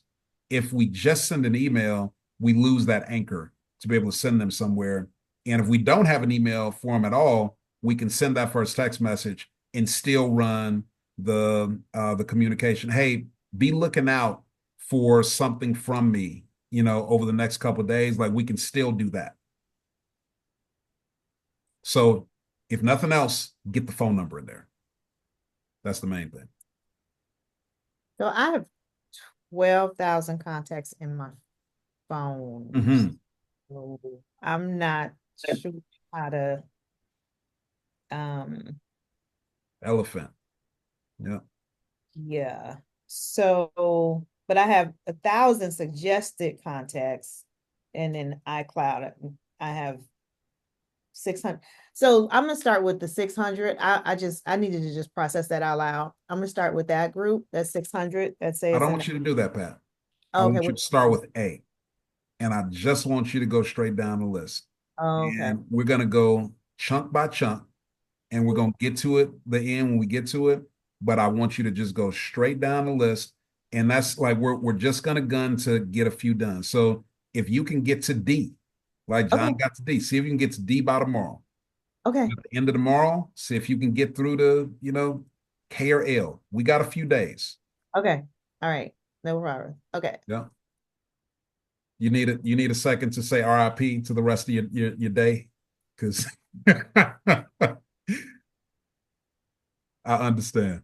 I Yeah, and understand. I'm good. I'm good. I mean, just a yes. Got it. Okay. And Algernon, what letter are you on? A. You on A? I'm And on it. so here's where it gets interesting, guys. Whenever somebody says that, my next question is, so are you on A like you haven't started, or are you on A like I'm on? I'm Because on it. I'm on it like I'm on it like I started. I I'm should on have said A. I'm on I'm on A. I have not started, and I will dive into that assignment today. And it's funny because I do something similar. Like when I do my party, for example, I kind of yeah, just it's a grunt, and it's like and I have to be real specific about it. So yeah, it's I'm always fun, on I right now, y'all. huh? I'm on I. That's fantastic, man. That's actually very well done. No, Uh, I'm just saying, just going through it yeah, and pulling out that thing just while we're on this in the last, what, 30 minutes. It's yeah. not as hellacious as I expected. Okay. now, how are you, Thomas? Do you go through your list and then you type it out? Like how are you each name number like All right. Let me share back. So copy and as you paste? go through the hot list and you come across the names, you're going to put in first name, last name, email address, phone number. That's what you do. And then you're going to categorize it. So No, I there's, get that. I yeah. get no, no, I get that. I was just wondering, was there an efficient method of putting these things in here? And but got it. If so, you're going to Can I type give you a shortcut? Yes. there. Well, listen, there is no shortcut. Like There's a shortcut. there's only, I'm gonna tell you what you're gonna say. You can download it to a separate sheet and Uh-huh. copy paste from it, but that's not really a shortcut. You still have to go through whether you do it from your phone or you take some time and like download export right to a Yeah, yeah, Google. yeah. Let me say it, and then you Okay, can go ahead. shoot it down. All right. So here's what I did. I downloaded, like you said. So you got them all, and then you put them in the columns: first name, last name, email, phone number, and then I copied all of those columns and put it in the sheet. So now I got 700 columns. I mean 700 names in the sheet, all the way down. Now, as I go down, I'll pick whether it's perfect fit, possible fit, center of influence, or whatever, and each one of them. And then what I'm going to do is all the ones that are a blank column, I'm going to delete from the sheet. So that's only going to leave me with the 50 or 60 that are actually hot. So I'm starting from all of them in the sheet and then cutting it down based on the contact type. Now I appreciate that, John. Now here's why I would not do it that way, y'all. From a brain science perspective, looking at the overwhelm for like take Pat for example of seeing 12,000 names in a sheet, excuse me, that is something that I wouldn't do. It actually you can see your small wins when you are putting each name in, each row in, and you see I got 40 now, I got 50 now, I got 60 now. So you're actually going the opposite direction. And the other thing that happens when you put all the names in, if you at any point lose count, lose track, if you at any point don't finish the entire exercise, you're left with a bunch of bad data in your sheet. You don't get to go away and come back and know it's good. So if that works for you, John, I got it. I wouldn't recommend everybody do it because there's a lot of room to make an accident somewhere and you end up with people who shouldn't be on your list. You've forgotten something and like you're fighting an uphill battle with your brain of feeling like you made it through this thing. Okay, I got it. I know what I'm gonna do. I just don't want to repeat a lot of typing. So I can literally, cut and paste that just that line and put it in there. So I don't have to Yeah. type it. And then I can fat finger and then I won't even have to write information. I'm Yes. got a little dyslexia going on with numbers. Yes. You So absolutely I can can copy cut paste from this, your yeah. sheet. Yep. But I got it. Like this, yeah, I'm good. Okay. That And was my thing. It's like column typing. anything from column F on, y'all are not filling any of this information in right now unless you want to go over here, all the way over to the right. There's company name and company, like if you want to add this, but it's not really necessary. It's just extra for people who want to put that in. You don't need to do anything that's red. This is for when our campaign starts. We actually track every stage of whether we sent the first text message, whether they responded. Did we send the email that goes after the first text? Did we send the follow-up text series that goes after the email? Did they respond to that? Excuse me, the text 2 through 4. Did they organically request to attend your announcement? Because sometimes people get the first thing and they're like, oh, I can't wait. Count me in, versus you actually inviting them. Yes. So we keep track of all of this so we know who's hottest on the list. All right. So that is our hot list exercise. If you get a nice hot list going, no, this is where your money really is. These people who we've thought about, who we know are good, this is the stuff that we usually just skip over as business owners. We know better. We should look at it, but who has time to do this? Until Thomas has got his thumb on your neck and saying, it's your time. Come on, y'all, let's go. This is the time to do it. All right, y'all. So I do deal with those who, maybe this comes up in a later conversation, those who have prearranged meetings already and they can't necessarily go to your lunch. We're not dealing with that. They're going to come or they're not. And when you make something good enough, then people will rearrange the stuff they need to be there. Just like all y'all had stuff to do, right? Some of y'all planned on dipping out. And at some point this week, you realize, I think I'm going to reschedule other stuff and I'm going to be on this call. Most of y'all did that. I know John did it and Pat did it. So I don't know if you did too, but for sure, when you make something useful enough and scarce enough, people will rearrange because they realize, I don't want to miss this. And if they can't, and they do miss it, unfortunately, they're going to learn today. They're going to learn today, Algernoy, that they probably should have rescheduled. And next time you make an invitation or an offer, guess who's going to be in attendance? Respectful friction. All right, let's keep it moving. Next thing on our calendar is, we're making good time today. Next thing is hot list. Oh, we just did hot list. Next thing is our vivid storytelling overview. Excuse me. All right. Let me come back onto the regular screen here. I'm gonna drop this in to the chat.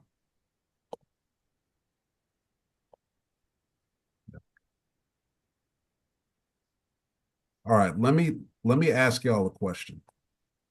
What is a story? What is a story? The relaying of information within a context. Okay. Relaying of information within a context. John, what is a story? Man, oh. Best guess. What is your story? What is a story to you? It's not like a right answer, wrong answer. What is a story from your perspective? I don't know. I really don't. I don't know. I mean, because it could be made up, it could be the actual. So, I don't know. It's like a story is a story. I don't know. You know what I'm saying? It's like when you say story, it's a story. I don't know. You tell me. I know I you're gonna will. I will. I will. Pat, what is a story from your perspective? You said something earlier about sales is not a numbers game, it's a narrative game. So I'm going to go with that. It's a visual narrative that conveys a message that's easily understandable.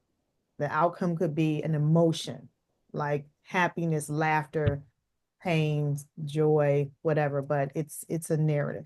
That's what I want to say. Yeah. Yeah. All of those are accurate. They're all perspectives, right? And aligned with what you just said, Pat, with it being a visual narrative, I'm gonna give y'all a visual narrative for what story is for me. Do all y'all know what a frosted window pane looks like? Like a window pane, not frosted like the a technique, but frosty from wintertime. It's like actual frost on. Y'all know what that looks like? You can Mhm. kind of see colors on the other side and you see movement on the other side, but you can't quite make out what's going on. That is, excuse me, that is the nature of a story for me. Is you're imagine that your story is like that frosted window pane. And as you are filling in vivid details about that story, it starts to defrost the window pane just a little bit more. And people can kind of see a little bit more of the visual forming of what's going on in that room on the other side of that pane. And the more details that you share, when you share them in a particular way, it keeps someone in their right brain, defrosting that window pane, seeing a visual in their mind of what's going on in that room. The moment that you move out of vivid detail in present tense and you start generally describing something versus telling a story in present tense about a moment in time, people move into their left brain and eyes begin to roll into the back of the head and they're no longer with you. That's how story works. I'm gonna give you an example. There's a woman who was in 5-day ATM a couple cohorts ago, and she's telling a story about her and her husband going on vacation. And this is one of the stories for her campaign. And as she's telling it, it was lacking the vividity. Is that a word? Vividity? Vividness. It wasn't vivid. The story was not vivid. It wasn't capturing. And I said, do you mind if I work with you? Can she, yeah, let's work together. I said, okay. Um, was this trip a road trip or did you take a plane? It was a road trip. Okay.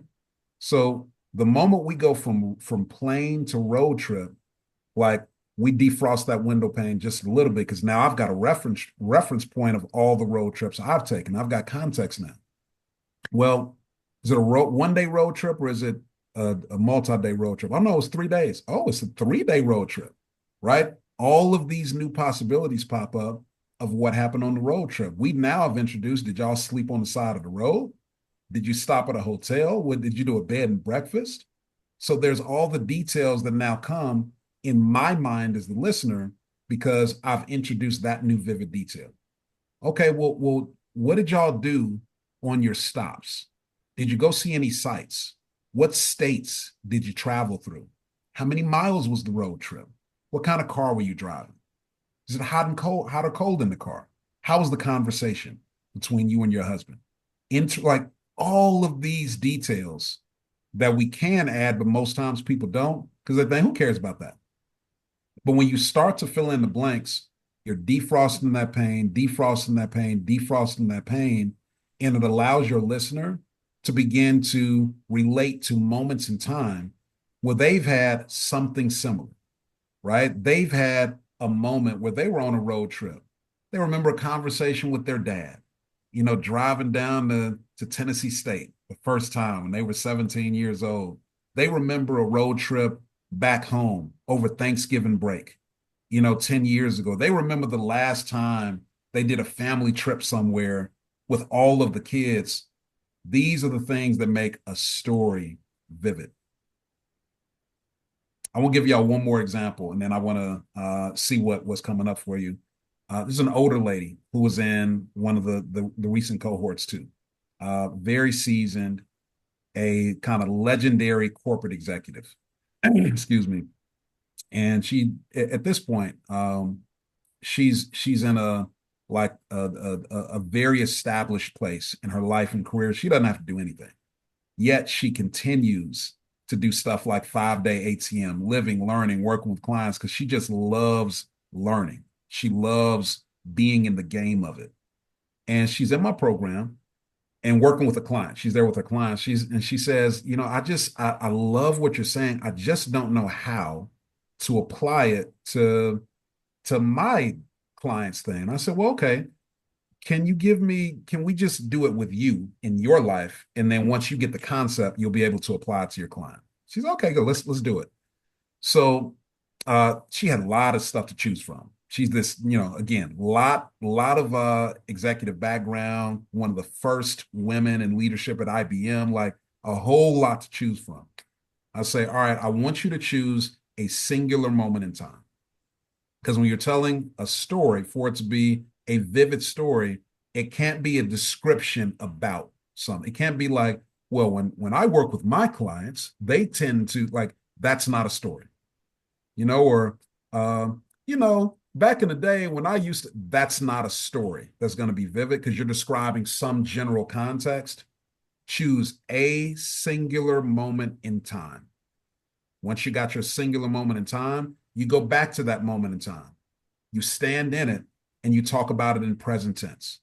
Distinction, a year ago when I was not the same, right? A year ago, I'm sitting in my room. Person walks in, present tense, right? The shift in language is very distinct. It's nuanced, but if you start to think about people who are really good storytellers, they talk in present tense. Think about your old uncle. So I says to him, like that. That's how people talk when it's vivid and it's funny and it's fun because they're speaking in present tense. You are literally in the room with them, reliving the moment. Versus if you're describing it using past tense language, you're outside of that moment and it's boring. Okay, so those are some of the detail. Vivid detail. You're describing those little things. What color was the blazer? Was the room hot? Like you're describing details. Present tense, and you start in the middle of the story. Those are the three things that make a story vivid.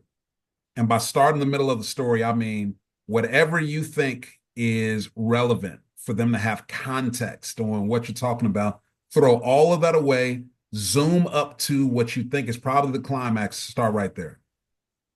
When I was talking to Algernoy yesterday, it was either yesterday or day one. I think it was day two. And Pat, I know you were on, and we're walking through the stuff, and I kept telling Algernoy, yeah, okay, I got it. Zip to the climax. Zip to the interesting part. Zip to the part where you did something and things were different afterward. I was trying to get him right to the middle of the story. That's the place where it's interesting. Why do we start in the middle of the story? It's because if you just start talking in the middle and there's nothing leading up to, no explaining, your listener is kind of like, wait, what's going on? They have to lean in. That brow is going to furrow and they're going to lean in and they're going to be listening intently for what's happening here.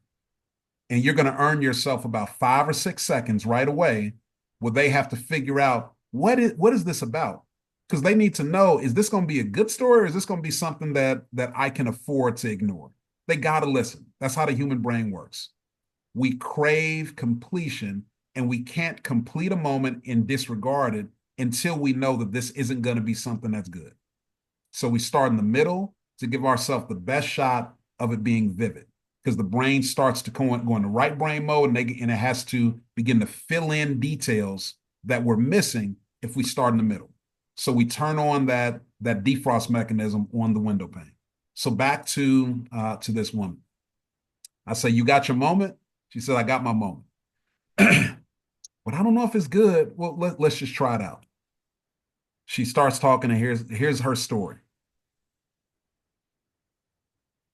He stands up and he's about to walk out of the office without signing the contract. And I'm like, what do you need me for? Clearly, you already know how to do this because that's the whole exercise right there. He stands up. He's about to walk out of the office. Is this a home buyer? Is this somebody who's in a big business setting? Is this a small business? How big is the contract? What's on the line? Who's the guy? Like there's all of these details that's missing, but it's enough for you to want to know, well, what's actually happening here? That one line becomes your hook in the story too. So whether you're doing social media, whether you're doing an email campaign, whether you're telling a story on video, when you start in the middle of the story, it is by default an interesting story because I don't have any idea what's going on. You start in the most interesting part, that first line becomes the hook. So with Libria, um, and that wasn't Libria, but Libria, we're working on one of her stories, and she was trying to go through this process, and did a bunch of moving things around. She's talking about this moment in time where, as a remote worker, she could work anywhere in the world. And there was this one moment where it was a really idyllic setting. I think she was like in the Andes mountains or something like that. And she talked all this stuff. She gave all these details, and there was a moment where she's like, "So I found myself on the side of the mountain in the maybe it was the Northern Alps, in the Northern Alps, bathing an elephant. And it's the middle of the day. Other people are working. I'm thinking how amazing my life is." She had given all of this preamble to the story. And I said, throw all that away. That's the middle of the story. That's where you start.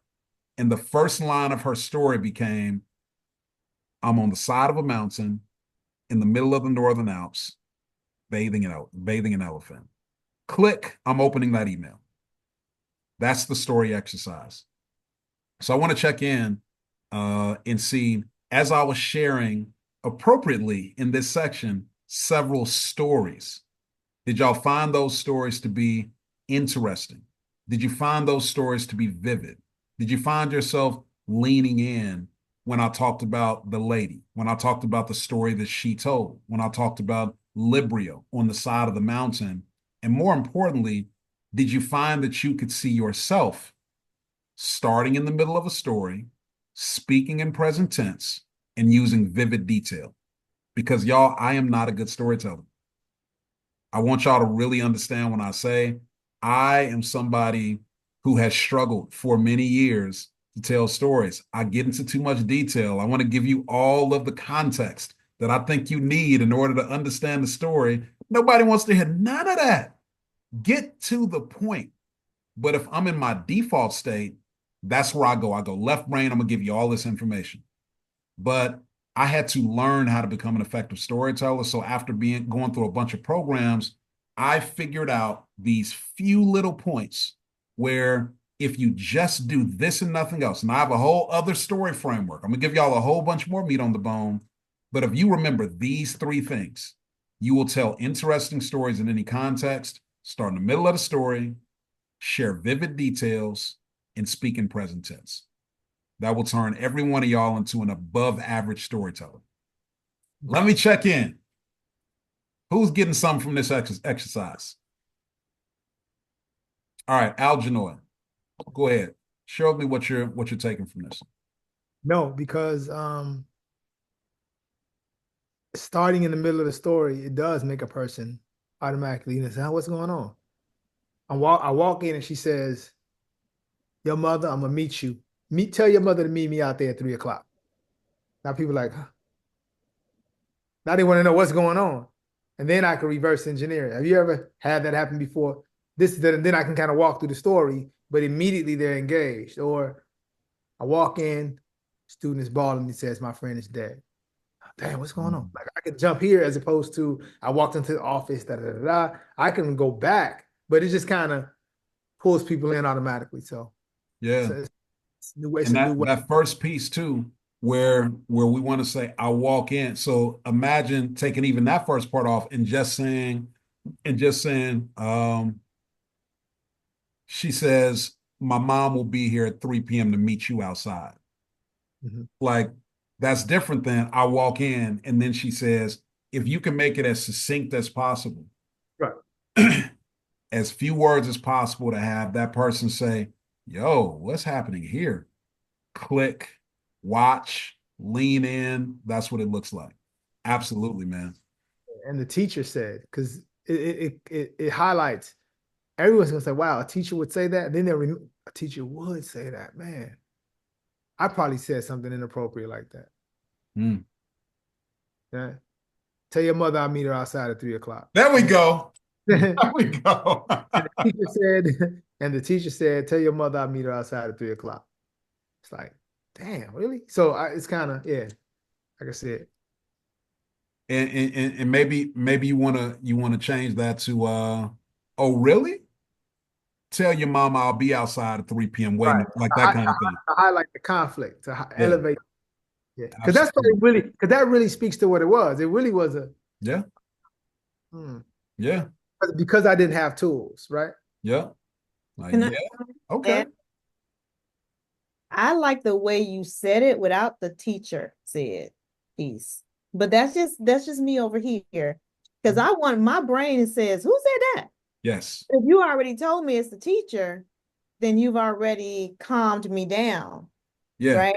I want to be like, who would say that? Because you know that whole, South Side Chicago, it's like meet me at 3:15. I'm like, who get ready to duck if you buck, right? So I would just consider let that be the mystery part too. absolutely. So that's what I'm saying. As much as we can take off the explainer stuff, the teacher says, I say like that, tell your mama I will be outside at 3 p.m. Pull up. Like, oh, click. I'm like, I want all the details about this email. I got to read that post. I'm watching that video. I got to read that email. Like, Yes. Vivid. no, real talk, because that does like, whoa, because people love watching fights. Indeed. So, Pat, tell me what you got out of this exercise.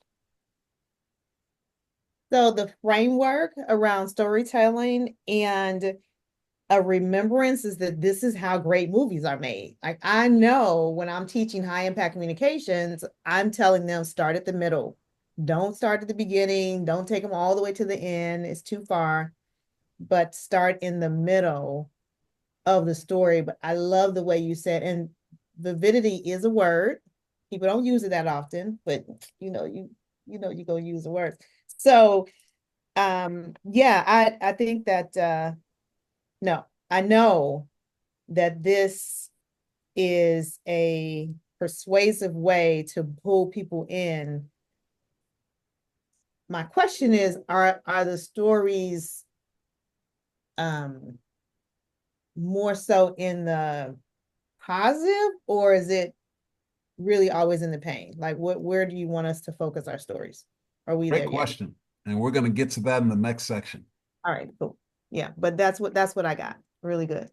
Yep. I will give you a quick caveat. So I've got 9 different, very specific story categories that work very well to tell sales related stories. So not like you're not when you're selling something. They may have nothing to do with a sale, but the context of them helps to drive forward a sale.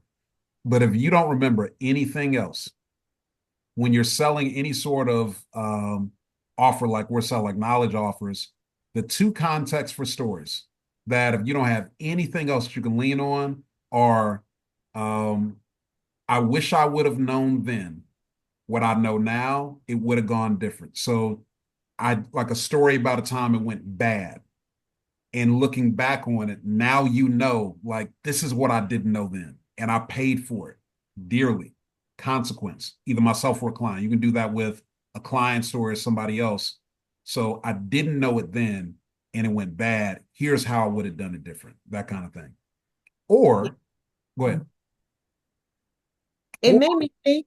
No, or go ahead, because I can remember go ahead. okay. Or Or you tell a story of uh, here's why I know this works. So a moment in time where you or a client was dealing with something, you applied this particular principle, and as a direct result, like here was the outcome. So either moment in time, didn't know, went bad. I know now, would have done it differently. Moment in time, thank God I knew, applied it, went great. You ought to do it too. If you don't remember anything else, those 2 contexts, 2 sides of the same coin, they work very, very well if you can't remember the other frames. yeah. So I got it. So this is what I'm remembering is she walks into my office 6'1", at least 200 pounds, and hovers over me. And I'm just like,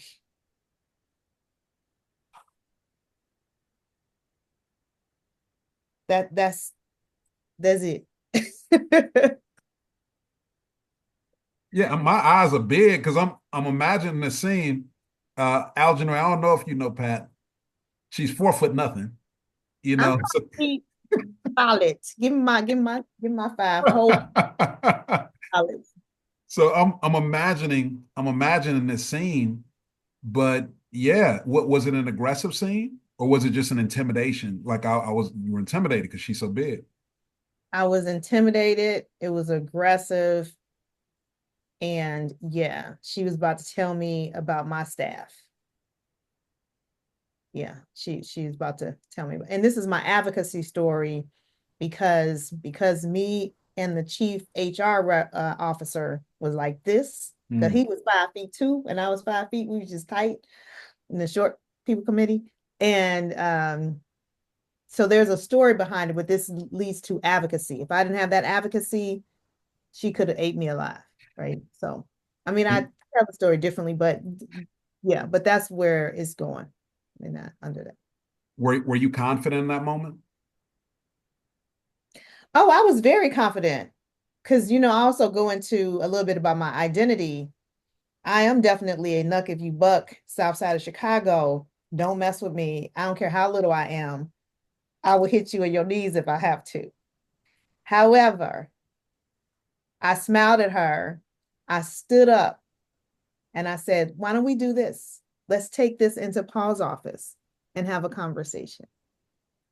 So who was Paul? Well, Paul happens to be the chief HR officer, who was my advocate, my mentor, and leading on my sponsor as well. So that's the power of having great professional boards of directors. That's the power of having advocacy. That's the power of her saying, no, no, no, no. I just wanted to let you know that your staff, had the course correct or whatever. Okay. I just want to ask you, because we can take it there if you want to. Mm. I'm gonna stop there. I can refine it, but that's literally what happened. Because I was like, oh, lady, you don't even know. That's perfect though.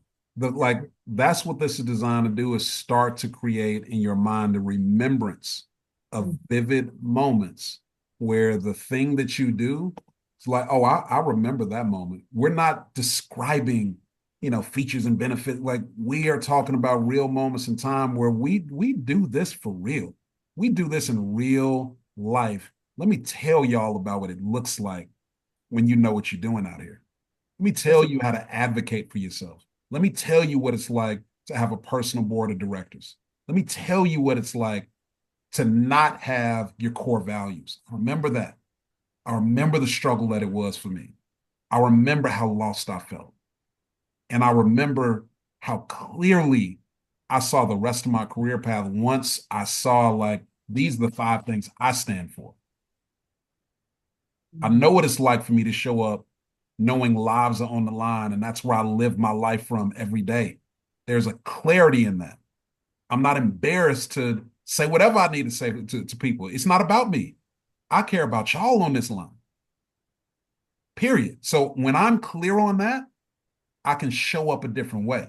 These stories, y'all, will unlock something new and how people can listen to you and hear your offer. They realize it's not like an offer. This is something that is designed specifically and exactly for them in their life, but only if we spent the work up front to make sure that that avatar, that offer, like, everything is aligned. Then when we get to the storytelling, it's so natural. It's so natural for them to see perfect fit. The emotional part of the right brain stuff is satisfied when we start telling these stories, because that's where people buy from. We justify our purchases with the left brain stuff. So when they go to start, like, well, is this feeling right? And they look at all those boxes, check, check, check, check, check. Yeah. I mean, why wouldn't I buy? So we take care of the left brain stuff with the work we did on offer. We take care of this right brain, which is where they really purchase, with these stories that are a perfect fit. So John, I'm gonna give you a chance to share, like, what are you hearing in the story part, and then we're gonna do a little bit more deep work and start to work with y'all on your stories directly. So did you say you're going to give us some frameworks? I am. Okay. Um, one of the things, I guess one of the takeaways was the get to the good stuff and short. So it's like, starting in the middle, but also shortening it. That was good. Nice. I love it, man. I love it. So I definitely want to get into our next section. Does anybody need a 5 minute break to go to the bathroom? I'm good, but okay, good. Because I know people don't say nothing because they don't want to miss, but I just wanted to check in. So it's 2:23. Let me give y'all until 2:30 to go do what you need to do, come back. Who wants to go first with the storytelling exercise? I'm gonna work with you in real time on fleshing out one of your stories inside the context. I'll go first. I'll go first. Algernon? Okay.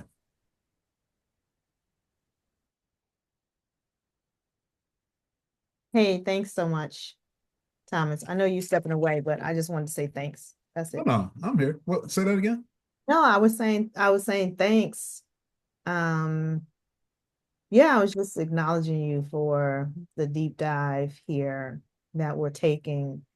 Because this is definitely the work, and it's a fast track.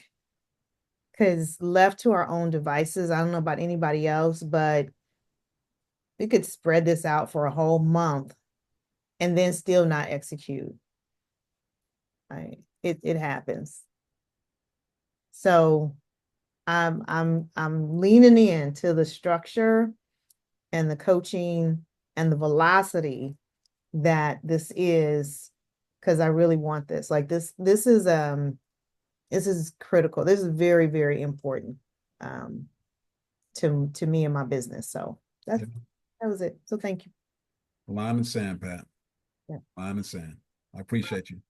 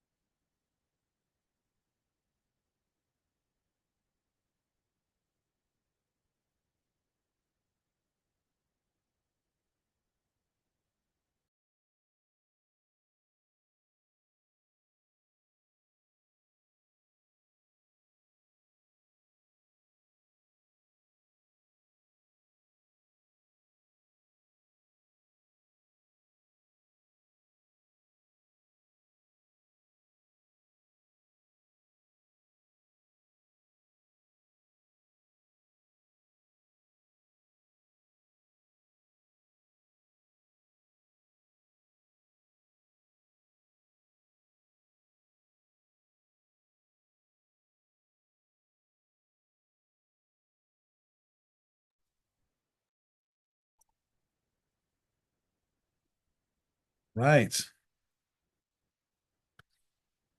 Boy, that time went fast. I didn't even make it out of my seat. Decided I was going to do something real quick. And 8 minutes later, it's over. All right. Algenoy, I think we are starting with you.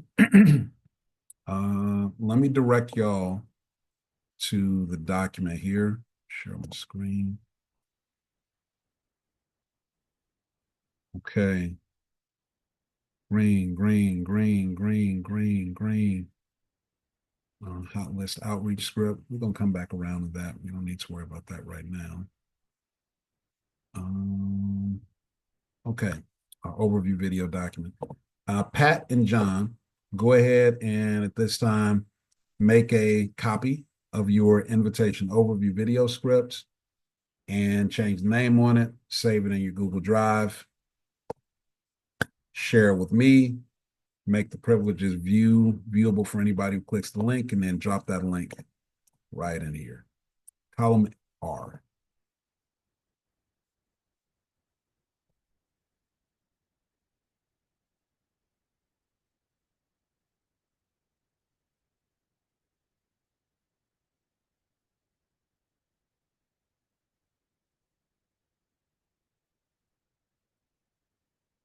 Oh, you know what? Yeah, that's the overview video. Do I want to start there? Do I want to let's get into our communication campaign. Yeah, we're gonna do our stories. Let me know when y'all are done with that, and then I'm gonna have you create your document for day one of our campaign stories. First, we're gonna handle column R.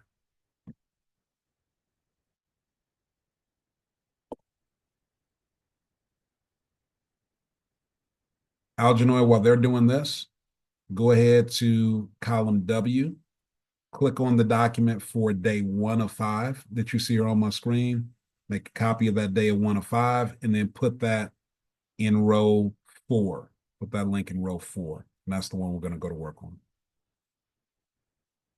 You're on mute, brother.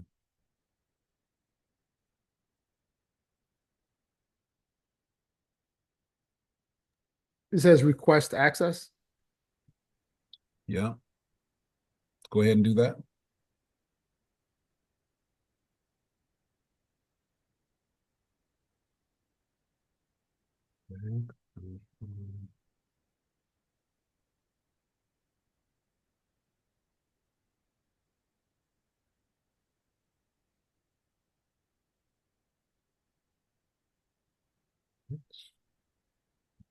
Viewer privileges, share.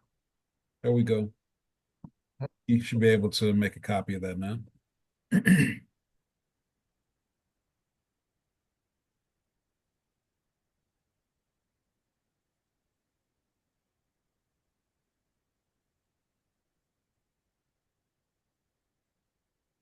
Algenoy, I believe you still also, well, actually, maybe not. I'll quote that later. All right. Let's update this.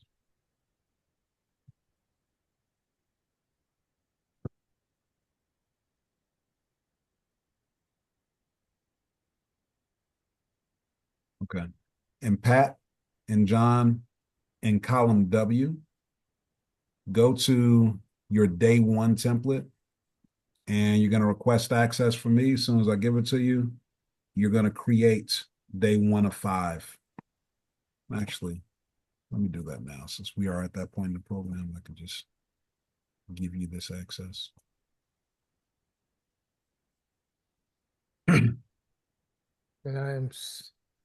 and this document is going to be public or Every people. document is going to be the exact same privileges. Every single document you're going to give viewable to anybody who has the link, and you're going to share it directly with my email address.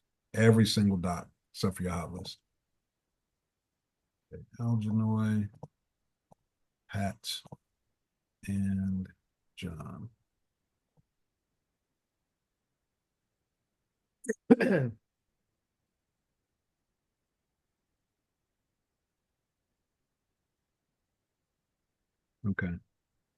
Let me do that I'll do that for the rest of them too. But for now, your day one, Pat and John, go ahead and make a copy. All right, Algenoy, I'm gonna go ahead and open yours up. We can start to get to work. Yep. All right, Algenoy, you should be inside of this document because you're going to be working on it in real time. I'm working on it with you. So go ahead and get into the document. Okay. Perfect. All right, John, Pat, just be following along here. So we are going to, inside of this campaign, we're going to have 5 days of stories. These stories are going to be stories that we choose because they are relevant to our offer. They're relevant to our audience, and they're going to be stories of either that come from either our own life, our client, or customer who we've worked with in the past. Last case scenario is if it's like an observation from somebody else's life that's close to us. But the best case scenario, this is personal. This is our life or a client that we've worked with. The 9-story context that I've found that work really well for telling a personal story, but framing it in a way that it moves people closer to a purchase. And this is not like some other person's framework that I found. I designed this myself. This is just my thoughts on storytelling. It's really 8, and then transactional isn't really, this is like strictly a promo. So it's really 8, to be honest with you. The first one is overcoming objections. It's a story you're writing from the context, and these are the contexts for each one too. Here's why I know this works. That's the one that I told you about that. The second context is a personal story. And the context for that is, I've made this mistake. Here's what happened as a result. So that is pain framed inside of hope. Excuse me. This thing hurt, but here's what I learned as a result.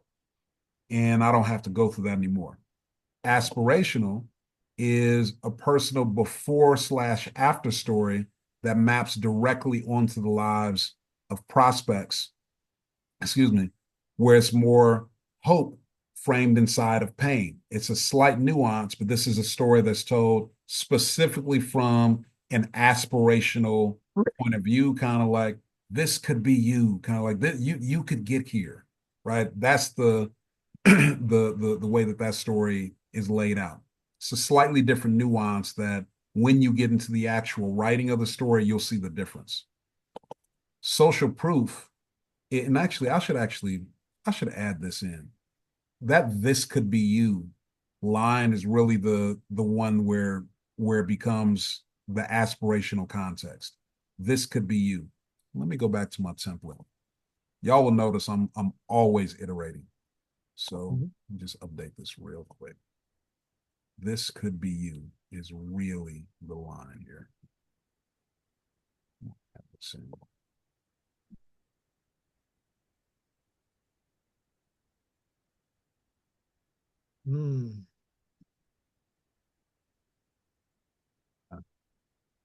I got that. Okay, the next context.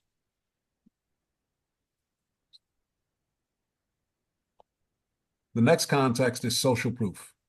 And what that looks like in practice is, this is a before/after story of a client or customer with a measurable outcome that maps directly onto the life of your prospect. So this is where you're going to choose one of those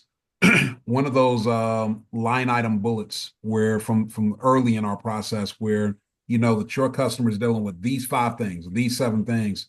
You're going to think of a story of a person who's dealing with that particular problem at that point in the framework, and you're going to tell a before/after story of that specific thing. Very measurable outcome. Industry education is the next context, where let me tell you how things work in this industry and what you can expect. Sometimes people have a problem seeing what that looks like when like story form. There's a woman named Abba in one of my recent 5-day ATM cohorts, and she actually makes like very specialized candles and topical solutions, specifically for people who've at some point like they've gone nose blind. A lot of this was going on during COVID, where folks would lose their sense of smell for some period of time, and in other cases for like long, long periods of time. And for some people, when it came back, it wouldn't come back fully. And for other people, when it came back, their sense of smell would be distorted. So things that used to smell good now caused irritation or now smelled, bad. So they could no longer really trust the scents off the shelf. But they still wanted to have smell goods. So for her, she tells a story. That's what she does. He makes like really customized candle solutions for people from scratch for their nasal palate. And they're all natural. If you've got any sort of allergic reactions to things, like all of that is custom made stuff. So one story she told was about a lady who came to her booth, and uh, I don't know how many of y'all know what it means when you have a product that is fragrance free. Do y'all know what that means? Fragrance free. Here's what I didn't know about fragrance free. Raise your hand if you would assume fragrance free means that it has no fragrance. Just raise your hand if that's what you would assume. Algernoy, do you know that fragrance? Do you think that fragrance free means that it's free of fragrance? It has no fragrance.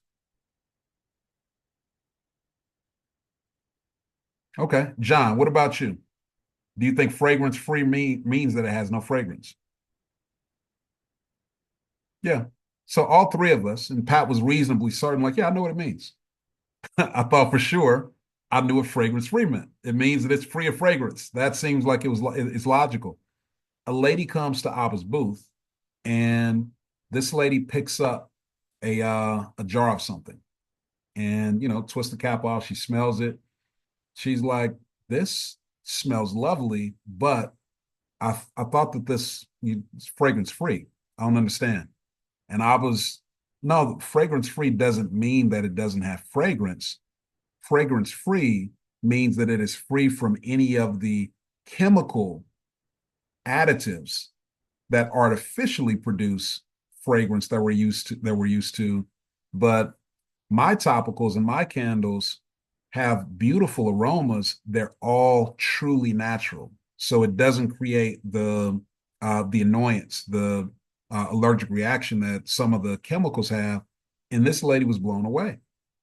She actually had no idea that she could still have fragrance without any of the issues, because the lady picks up this thing because it's fragrance free. It's had a lot of issues with it. And that for her was the moment where she said, "Oh, give me 5 more of these. I'm taking all of it." Because in that moment she realized I can actually now have fragrant things again. I can have beautiful aromas in my house. I'd given up on this. I thought that all of this stuff, just was going to have me have biological issues. She was able to have fragrance again. That's a simple thing that most folks would assume meant something else. There's stuff about your industry that is second nature for you. It's information that that you might assume everybody knows. Fragrance free, right? Of course we know. We didn't have any idea. It's also something that when you tell that story, you're able to reposition your expertise in a way where it's like, oh, who would have known that? An expert would know that. When somebody hears that Abba knows that, you gotta immediately assume there's this whole other body of knowledge, of expertise that she's got about this thing called natural topicals, natural candles, that probably is different than what you would assume. That's an industry expertise post. Does that make sense for everybody?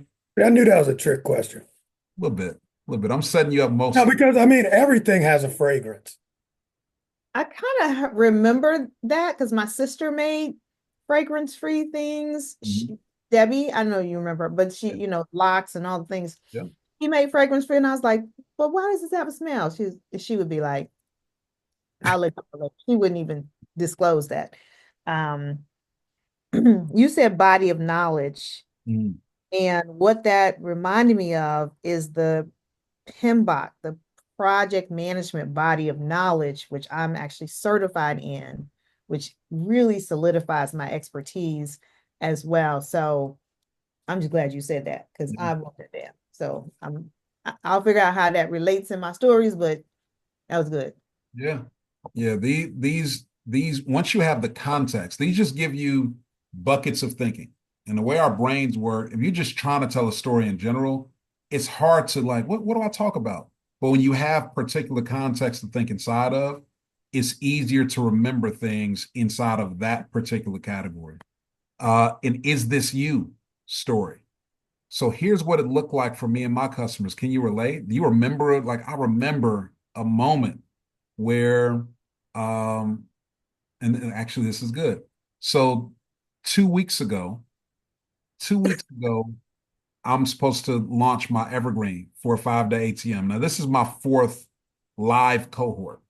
And all of the outreach has been live, my master classes have been live, my delivery of this has been live.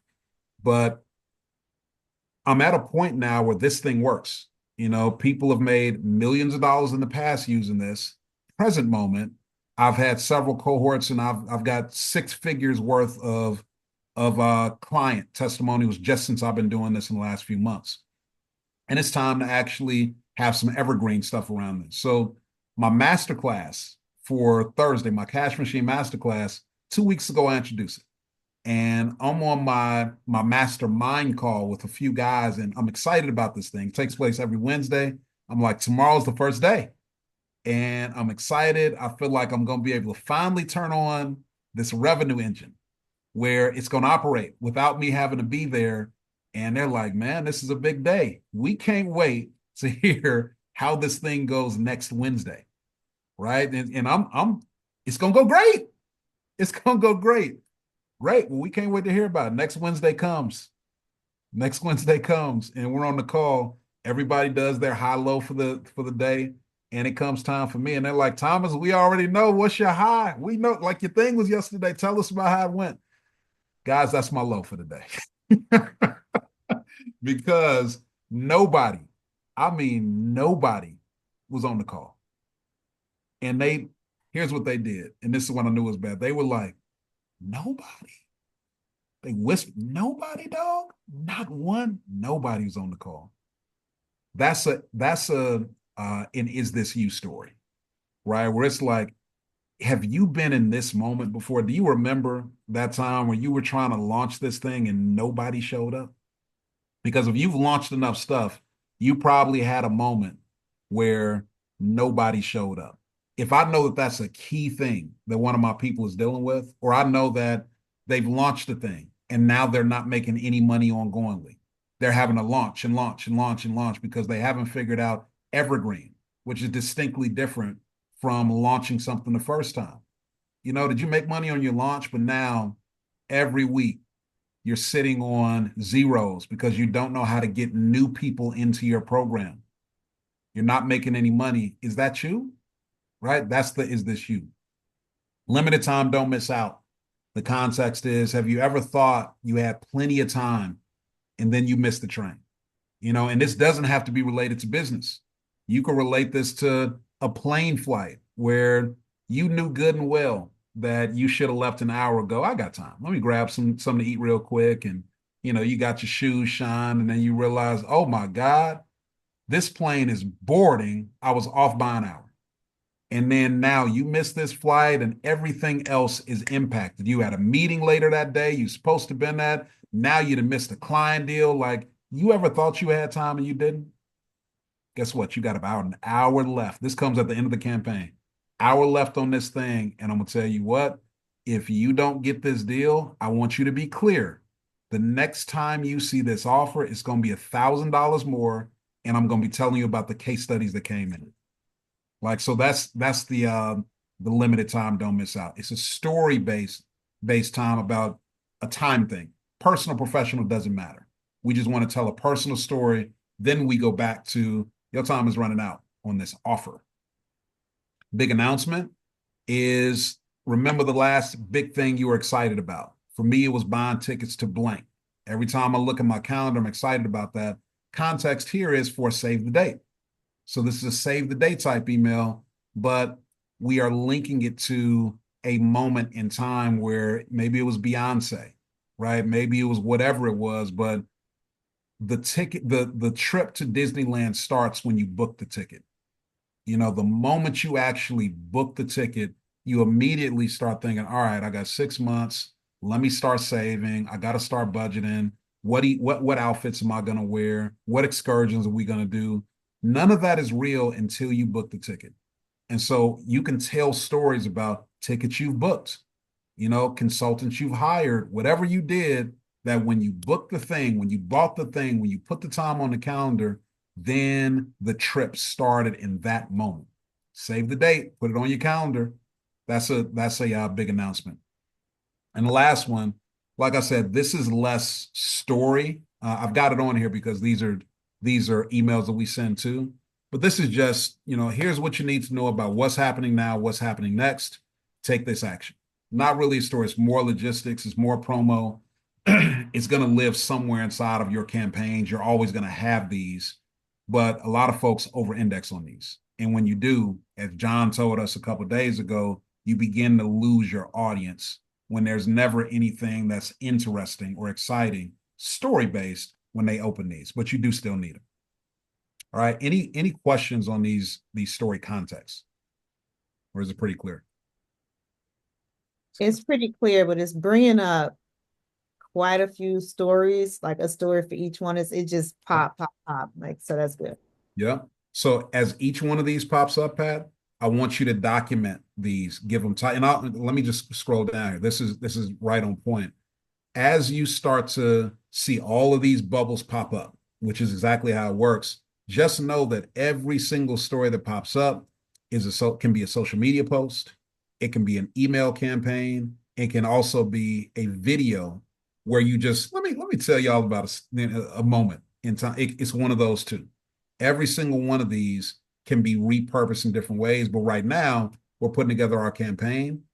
But don't, even though our campaign is 5 emails, 5 stories, get them all. Every story that pops up, get it all documented, because these are stories you can use in future campaigns and future emails.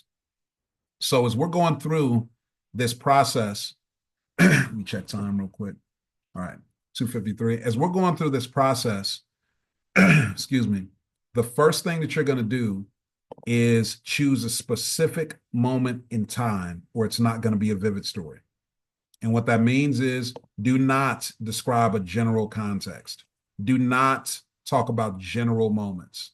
Do not talk about types of people or types of situations. You're going to choose a singular moment in time from your real life or the real life of a client, customer, or someone you know that fits into one of the 9 story categories above. And you should be recounting facts about that single moment in time. It's a real thing that happened to you or another client or person you know. You're not explaining about something or someone in general. You're talking about what happened in a real moment. Very different. Not explaining how it goes. We're talking about a particular moment. So this is the test. If that moment doesn't have an actual date and an actual time when it happened, it is not a specific moment in time. And, you know, this is clear, but people struggle with it because we're just not used to talking like this a lot. A lot of times we'll just describe things. This is your key.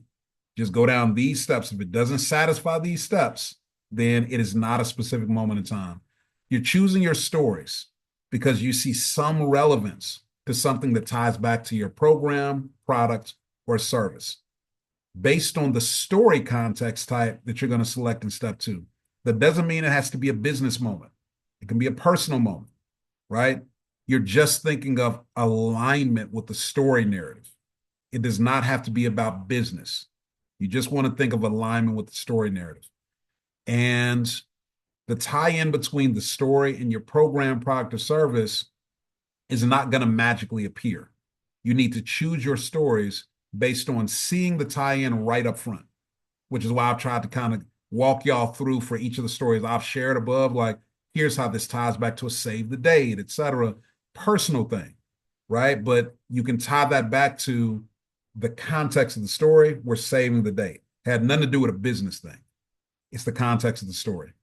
You need to choose your stories based on seeing that tie up front. And again, that's how you choose. When you've identified your moment in time, you're going to change the color of the step one progress tracker from red to green. So this is literally step by step by step. You cannot mess this up. You don't change it to green until you've done the work at each one of these steps. So Algernoy, do you have a story in mind? There's one of these 9 categories. You're on mute, brother. It's funny. I'm going to your document trying to scroll up as if I can scroll up. Hold on. Algernoy, I'm on your document. Do you have a story in mind? Let's see. All right, I'm gonna come back around to you. Pat, John, do one of y'all have a story in mind? Yes. Okay, So, hold on. Pat, I'm gonna jump onto your document. Give me just a second. okay.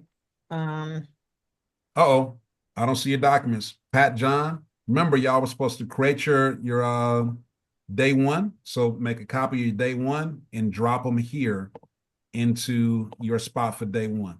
So y'all go ahead and do that now. Okay. All right.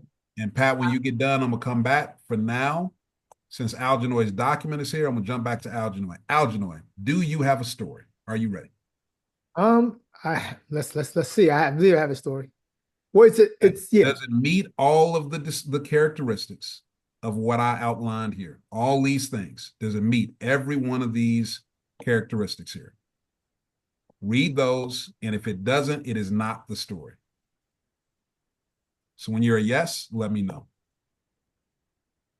And Pat and John, in the meantime, please create your docs. We're gonna get to work on yours. Pat, why you look confused? What's going on? Well, okay, because I didn't see Algenoid's document, so I thought I had the wrong file. So now I see it, so I'm gonna drop mine in right now. But if John has some, I have a 3. I'm getting ready to reschedule that. I gotta send on this email. So if y'all can go ahead, because I gotta be in integrity. I gotta send this email. We're only gonna be on for about 10, 15 more minutes tops. Yeah, but So take care of your business, but we're not gonna have too much longer on here. okay. All right. John, oh, Pat, make sure you give me access to this one and change the privileges.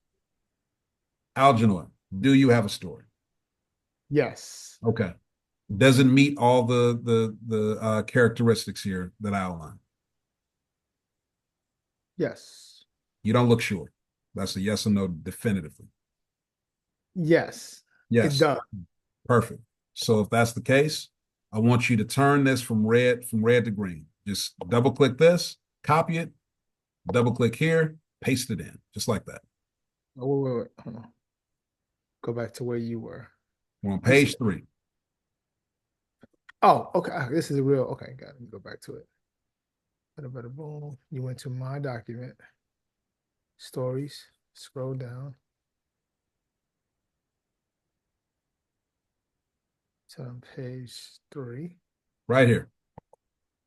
So this is the green red. You're going to go to step 1. You're going to copy the little green. It's right up here too. Copy the green. Then you're going to double click and paste it in the red to show that step 1. Oh, got it. Okay, got it. Okay. So I'm just copying this. Just change the color from red to green for step 1. That's all we're doing. Oh, no, my bad. Nope. You can double click it, copy the color, and then just change it from red to green. Or you can just highlight it. Perfect. All right, step 1 is now done. Step 2, choose which of the 9 story contexts fits into Which of those 9 stories is this, Algernoy? It fit into the first one. Overcoming objections? No, the second. Go back up. and fit into the personal story one. So this is, I've made this mistake. Here's what happened. Okay. All right. So here's what we do. You're going to copy the entire thing. You're going to copy this line for personal story, and you're going to copy the full context. Okay. Copy both of those, and then come down to step 2.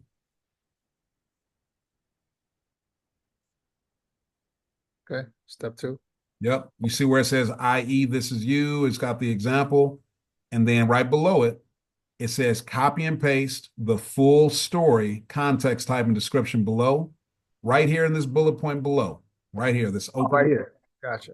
This is where you're going to paste that. Perfect. Let's get rid of the extra bullet. All right. We have chosen our story category. Turn step 2 from red to green. Step 2 for red to green. Right.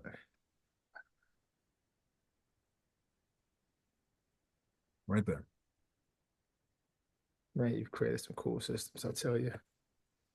Okay. Steps 1 and 2 are done. Now we're going to title this story. Based on what this story is about, give it a 1-sentence title that captures the spirit of what this story is about and will remind you of exactly what it is when you see it.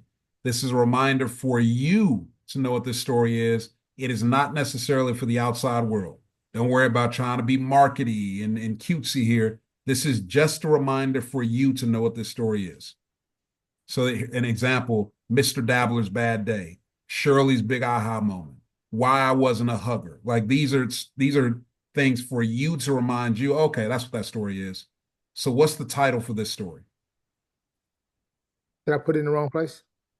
I don't know where you put anything, but where it goes is right here, exactly where it says under 3, write the story title below.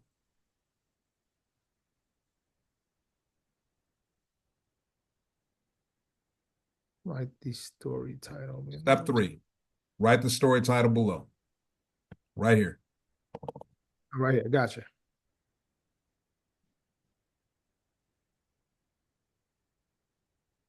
Just say it out loud first. At least I liked her shoes. That's all I had. Okay. So if you think back on this story, like you don't come to this document for a month and you go back and see this, will you know exactly what this story is? Yes. 100%. All right, cool.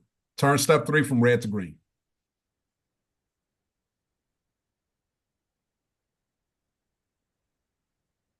Now, is this what's that supposed to say? It says, at least I liked her shoes, all I had. I think that's a mistype. It's that. Okay. Cool. Step 4, we're going to outline the story.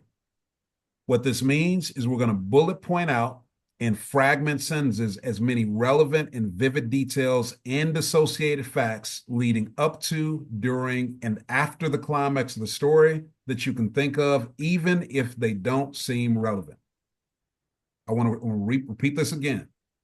You're going to bullet point out and fragment sentences, not in full sentences, not in paragraphs, and fragment sentences as many relevant and vivid details and associated facts leading up to, during, and after the climax of the story that you can think of, even if they don't seem relevant.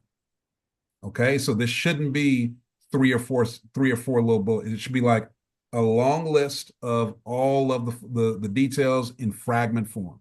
All right, so I'm going to help you through this part.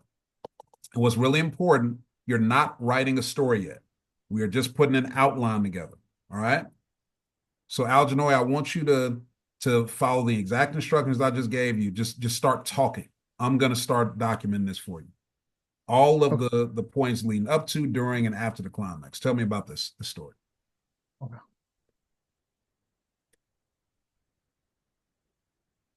I have a question before the story starts, if I may. No questions. Start talking. Question. Just start talking.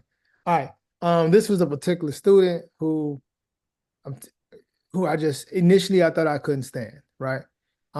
Because I believe that we create our own realities, because I believe that I'm responsible for my outcomes. I I'm had to going to ask interrupt as myself. we go too, so don't take offense to it. That's Male cool. or female? Say it again. Male or female, this student? Female. How old was she? She was around 16, 16. What grade? junior. Junior. What was your position? Uh, Dean of Students, Dean of students. What school? Austin Career Education Center. Okay. Where's that? It's on Chicago and Long on the west side of Chicago. Chicago and Lowell? Chicago and Long. Chicago and Long, west side. How long had you been in that position? I have been in that position for 2007, 2010, 3 years. Okay. And what year was it? This was 2010, no, 2013. 2013. All right. Cool. Keep going.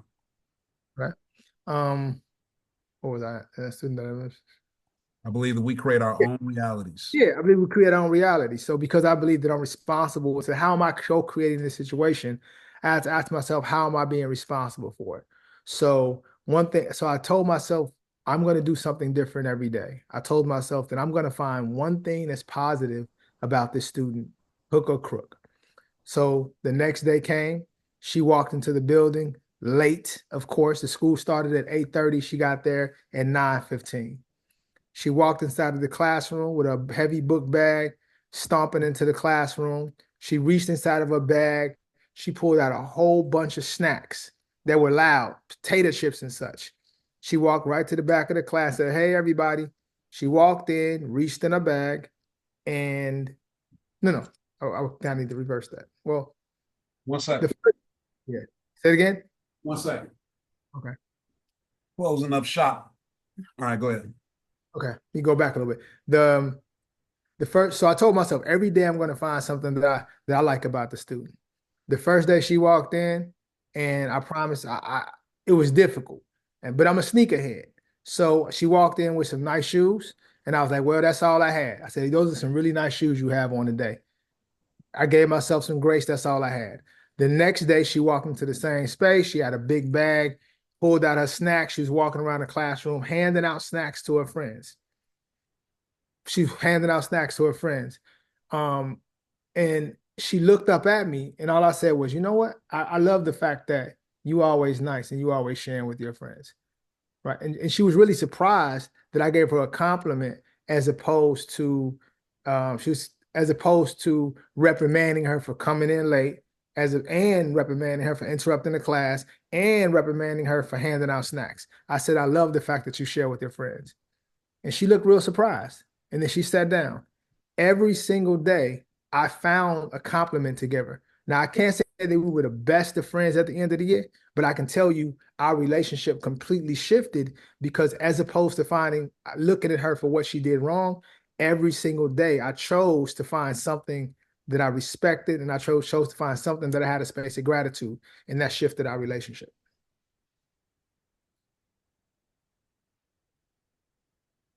And that's pretty much it. How long did that shift take before you start to see like meaningfully, like, oh, she's interacting with me differently now? I would say just a couple weeks. Within a couple weeks of consistently doing it, probably within a couple weeks. And by the end of the year, we were pretty cool. And I would have never imagined that because initially I felt like I would avoid her. I didn't want to have nothing to do with her.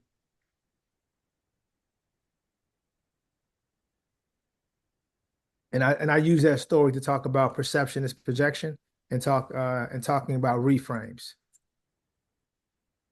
Yeah, so that story I told you about my brother then like landed with you because this is, I mean, it's very similar. You know what I'm talking about, right?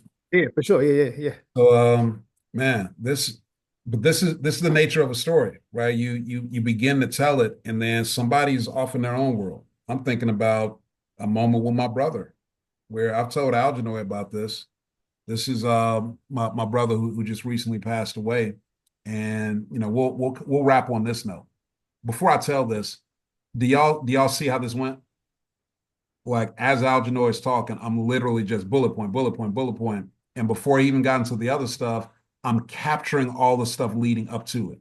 How old is she? You know, male or female? What year is she in school? What was your position? What school is this? Where is it located? So West Side Chicago, we may not use any of this. These are all the vivid details that I want to have in my disposal if I want to insert vivid detail in a particular line. I want all the stuff here, whether I think it's relevant or not. Then when we get to the next section, which is organize the facts, we'll begin to put all these details into like a story arc. We're not doing that yet. We're just getting all the details. I want y'all to, for days 1 through 5, I want you to choose your 5 stories. So this is homework. I want you to choose your 5 stories and go through steps 1 through 4 for your stories. Do not go to step 5, organizing the facts. Don't go to step 6. I don't need y'all to be model students trying to work ahead. There's a lot to cover. I just need you to do the homework for each day. So the homework again is for days 1 through 5. This is only your template for day 1. You got a template for day 2, day 3, day 4, day 5. The reason I separated them is because I used to have this all in one document, and the documents get like 60 pages long because people start writing everything out, and it's too much to scroll down. So do each story separately. Day 1 story, you do just steps 1 through 4. Day 2 story, steps 1 through 4. Day 3, day 4, day 5, steps 1 through 4. That's your homework for tonight. You saw how quick we just did it with Algenoid. You should be able to get through these stories, your steps 1 through 4, 30, 45 minutes, now that you understand the exercise. Y'all probably have more than 5 stories percolating already. That's the exercise. Name that story? Huh? Did you name this?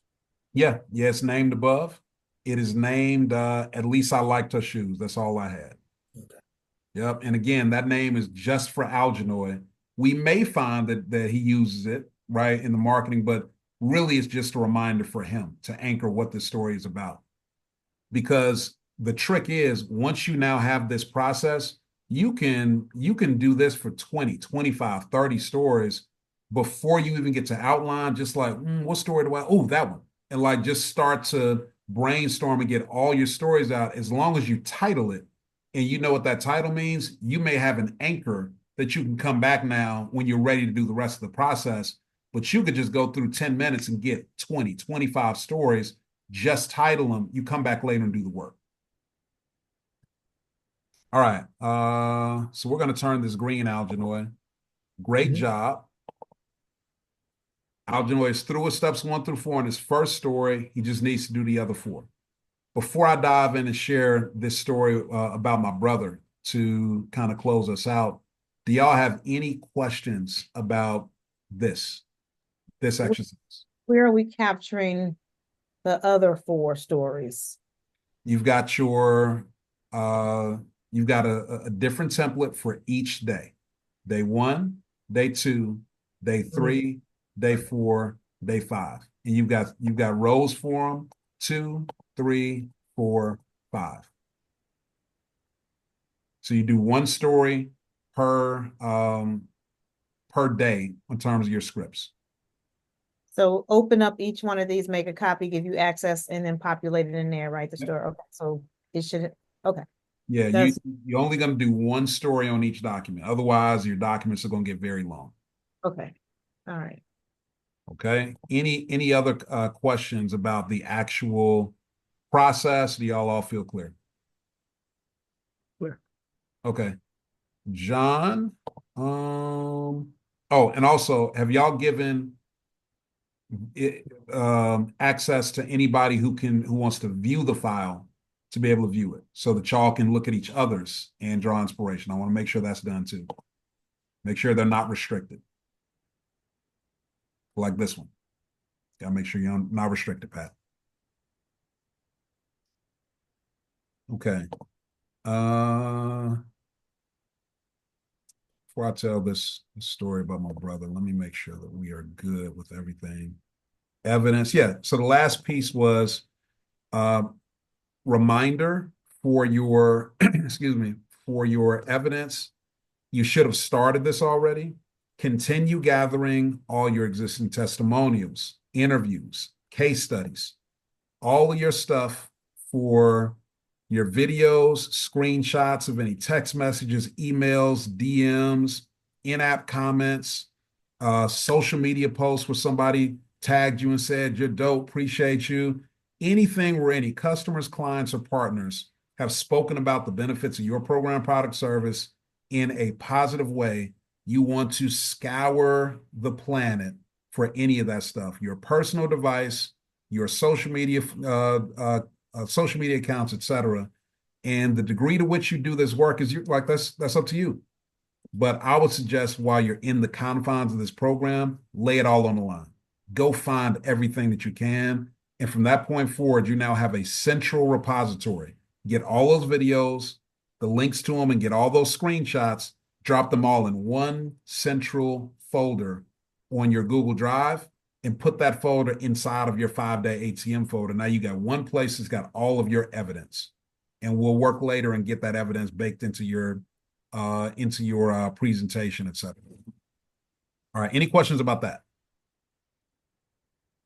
Cool.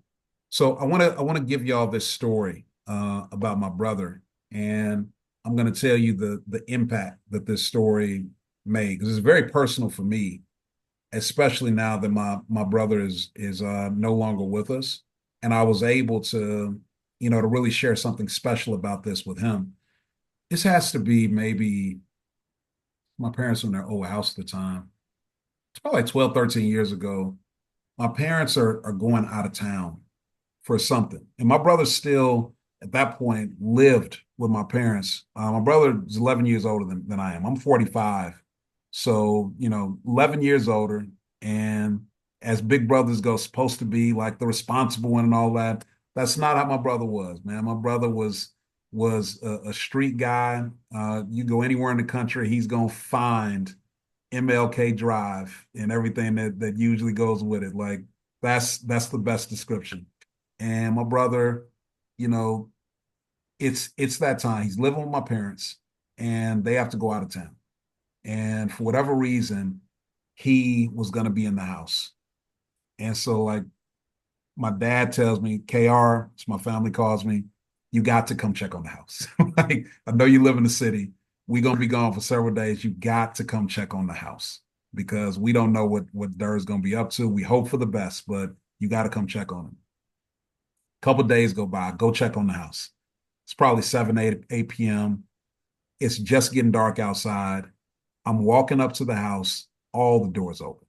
I mean, front door, back door, and I don't mean unlocked, I mean open, like wide open.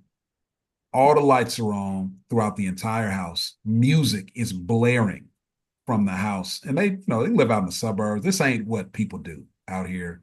And I walk in, Darwin, Darwin, Darwin. I'm calling him. I'm not hearing anything. I'm standing in the kitchen looking around. And then he comes busting through the door. Hey, Todd, what's going on? My brother's clearly high, drunk, or both. Clearly. And I'm so angry. I am so angry because this is my parents' house. How can you be treating this house like this, bro? They left you here. All you got to do is just be here and not act a fool. You got a place to stay. They paying for everything. Man, come on.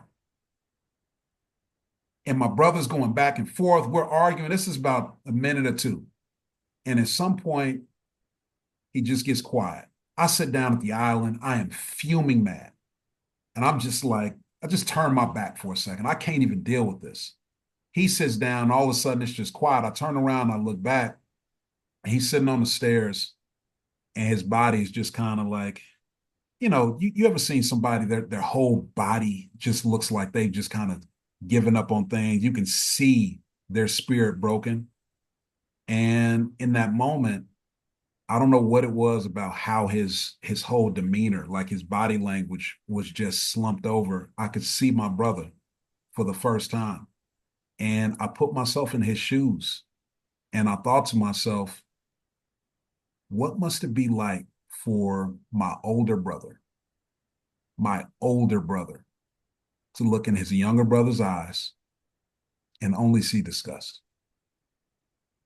and only see contempt and only see judgment? What's that like for him? And in that moment, I don't know what clicked for me, but for the first time, I could see respect for my brother exactly how he was without changing a thing. What I saw is, you know what? My brother does not live a life that I would want for him. He doesn't live a life that he even says he wants. He is miserable in many ways in his current existence. I know he doesn't want this. And whether or not he's consciously choosing it, right? Sometimes we don't have the willpower to choose something different. Everybody doesn't have it. Some people, it is biological. But here's what I could say. My brother is a survivor.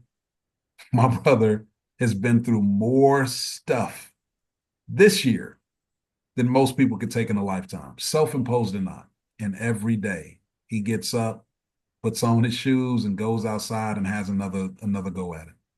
And I never once heard my brother say, "I'm thinking about ending it." I'm thinking, and I want to be clear, a lot of people have ended it for a lot less. My brother has been through some stuff. My brother is a survivor. I never saw that about him. I never found a place of respect for him before that moment. And I shared that with him in that moment. And I've shared it with him since. And I've shared this story dozens of times to clients, to friends. And most recently, I shared it with Algernon. I've shared it with family. But what I got to share with my brother before he passed away, and this is a few months ago, I shared with him that there was a client of mine a couple years ago who was having some really serious problems in her marriage. And she's pretty much resigned that she's going to have, going to file for divorce. Um, Her and her husband were business partners as well as life partners, and things are really bad in their company. She had no trust for her husband, had no respect for him, and she talked to him that way.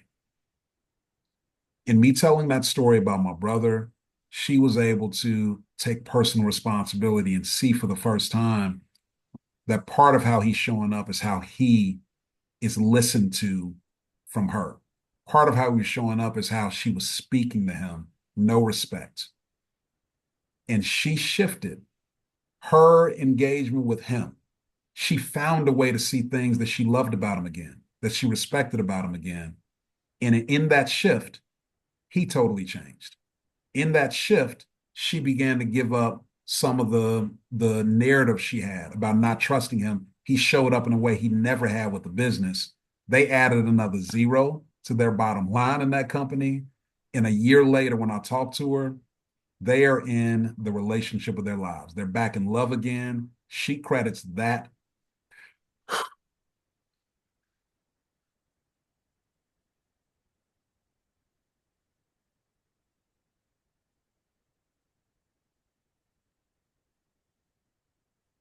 He credits that story about my brother with transforming her marriage.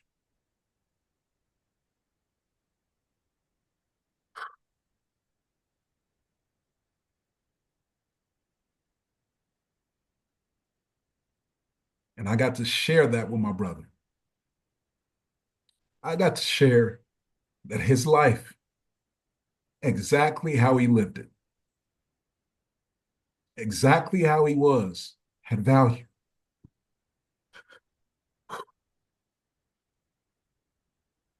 And that path transformed somebody else's life. And my brother got to see himself exactly how he was as a person of value. And we had a moment of connection on that line. My brother cried on that line because I know he struggled to see the value in his life. And I got to show that to him through story. That's what's available through story. You're not just selling products, y'all. You are offering up who knows what to the people who need it from you. But only if you're willing to dig deep, be vulnerable, and share the stuff that's real for you. This is a story about my brother, but hopefully it's opened up something for you in your life in a way that you can be real with your people and share pieces of you that have them see something for themselves. So, as we wrap up, didn't mean to end on a low note. It's not just a low note for me. I take great pride in that moment for my family, for my brother, and the work that I've done, being able to see that in him. And I know that he's gone now, but I gave him that gift before he left. And I feel great about it. I really do. So don't take my tears as something like it's just sad for me. That's something I take great pride in. I want to wrap and give y'all a moment to share what you're taking from the day. Anything that's new, that's opening up, anything that sticks with you. Um, what's present for you as we wrap?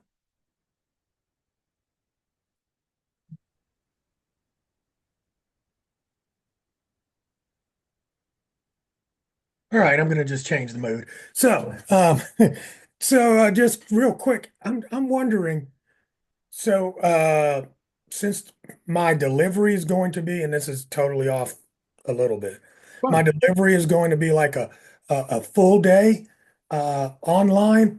I'm wondering whether or not I should break that up into 2 half days, or should I just go with the full day? Because it does seem kind of, so I'm just wondering, or, should I do it, 5 day, a little bit per day? Just curious. What is Really your, is going to be based on what's going to be the best fit for what you're delivering. So now that you've outlined the objective like boundaries of what you're going to give, you need to look and see what can I actually move them through. Like you got 25 people. What can you actually promise where when you deliver the stuff, is it going to be clear enough when you go through like we're doing here, right? I'm coaching everybody when I'm coaching one person. Can you work with one or two people, show it on screen, and as you're working with them, everybody else is working on their stuff too? Is it clear enough where they can do like step by step by step and it's going to lock in and they're going to get it?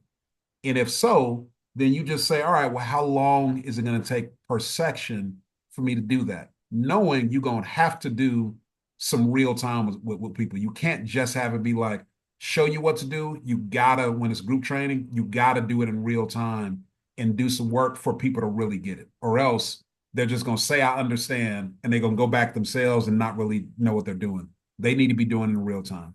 So my gut is telling me, based on how much stuff you got there, it's probably a 2 day intensive. That's what my gut is telling me because you got a lot of stuff.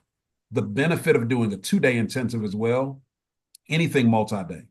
When people come and they have a group experience, like, and then go sleep on it and come back, they just feel like they've gotten more.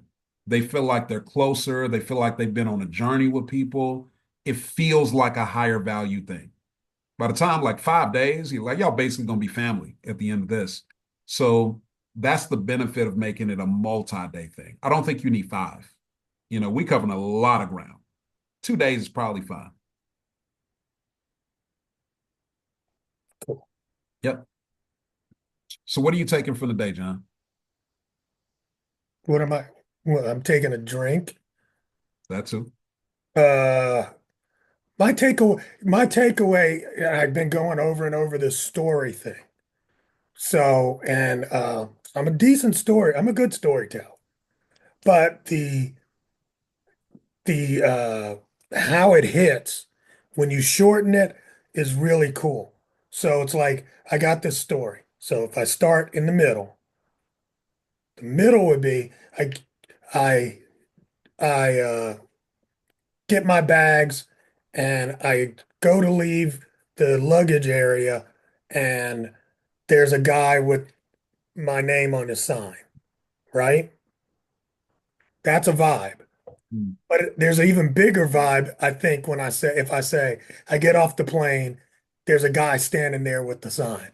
So I don't have to go through the luggage part and all that. It was just I don't know, that transformed for me.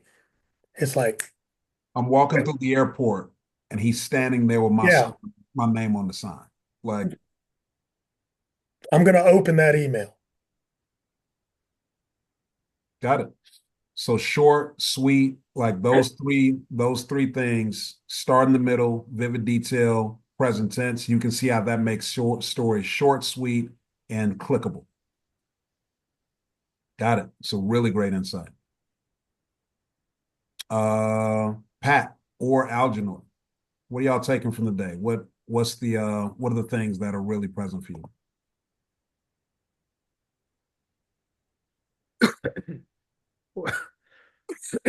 Couple things That's present. it's present in Algernoin's throat. That's what's present. Right. Um, I would say, I mean, the power of stories is something that I've always thought about. I've crafted them in the past. It's been so long. And sometimes you can reaffirm something that has so much value and taking the time. So I'm looking forward to taking the time to sitting down and crafting stories. And not just remembering them, but really engineering them in a way to maximize the impact as opposed to just remembering stories because I rap and I can tell all these stories, but now engineering them in a way that is going to get impact and recall so that every time I tell the story, it's pretty much going to be the same story because there's anchored into some of the details of the story. So, Yeah, great. Absolutely. Pat, what about yourself?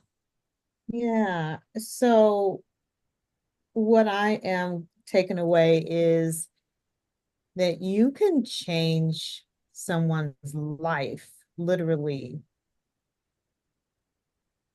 by intentionally sharing your story, and especially sharing your story from the heart.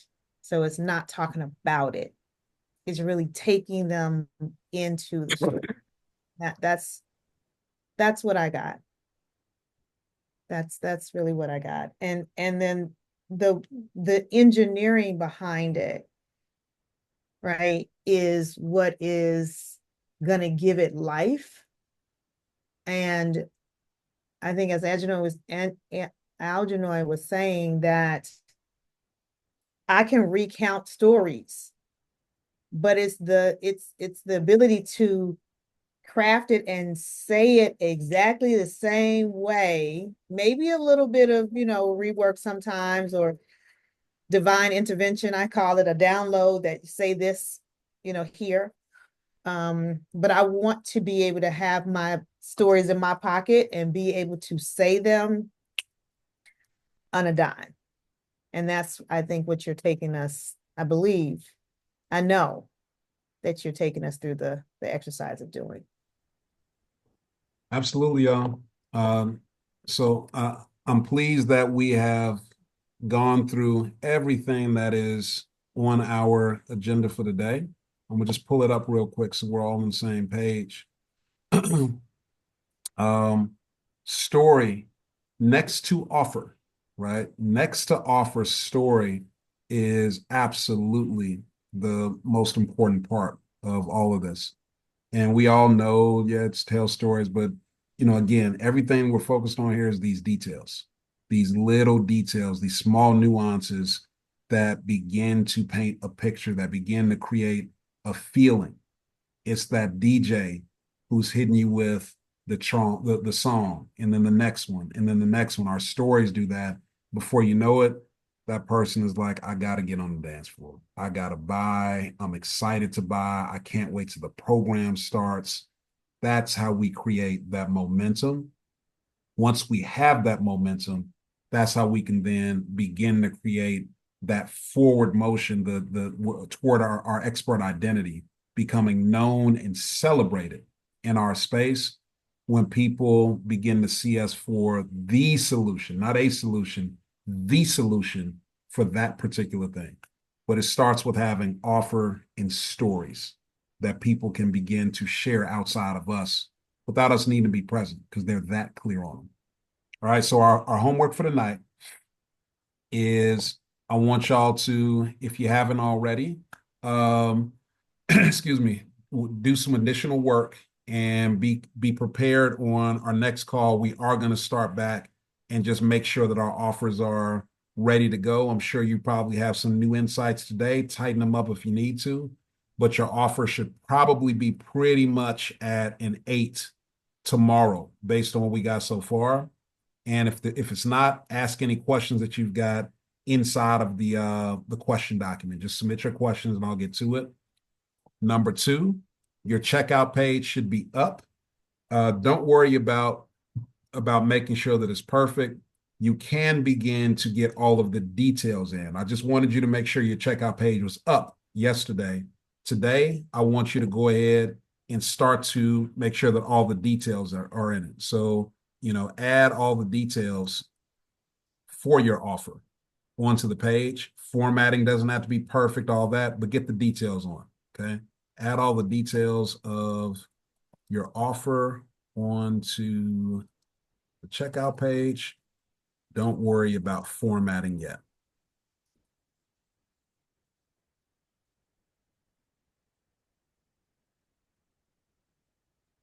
All right. Next, environment. You should have already created your buyer's room, and I believe everybody did. Let me check just to make sure. Okay. Yep. So everybody's got their buyer's room going. Here we go. Share the link. So this is good to go. That is complete. Our hot list. You haven't made it to M yet, but you need to be really complete with the hot list. You want to try to get this done no later than Thursday. There is a little bit of buffer time in here. So I'm going to leave this Thursday, but I'm just going to say get through S by tomorrow if possible.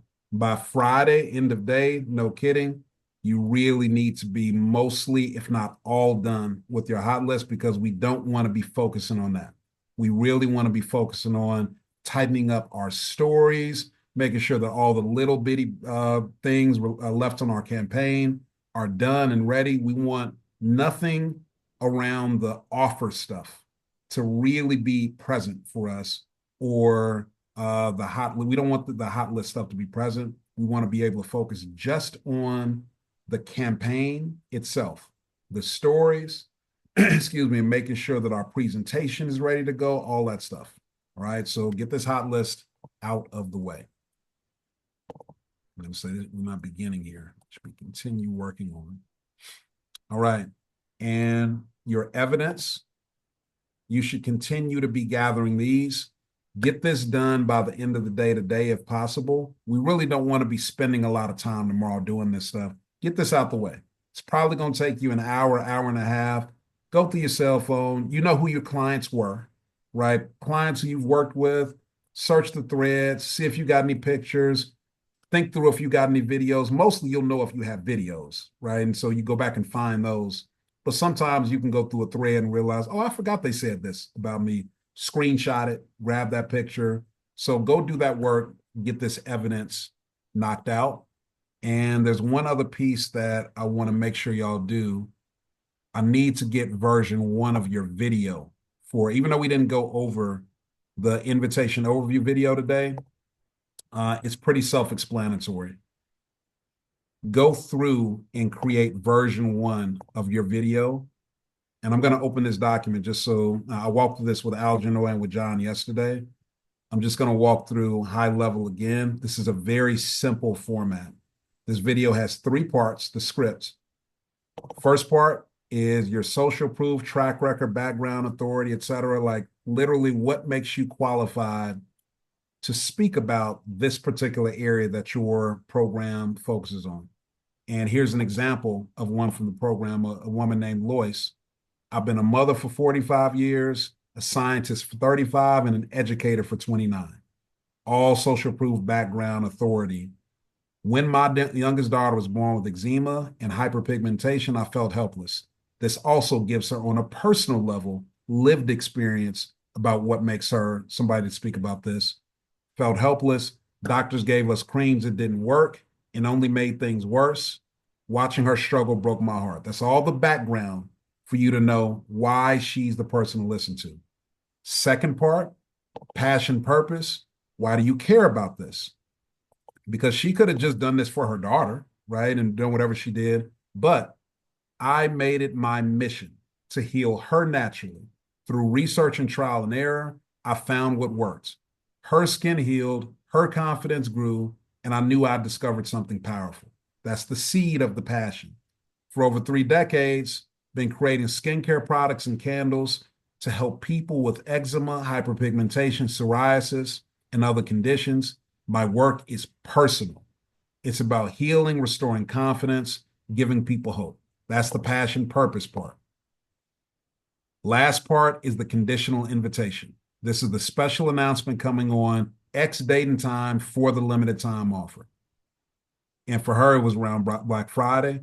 I just opened up a private Facebook group for a special offer announcement I'm making on Black Friday. This Black Friday offer will be unlike anything I've ever done and will be available only for those in the group. The doors to the group will close at 8 a.m. on Black Friday.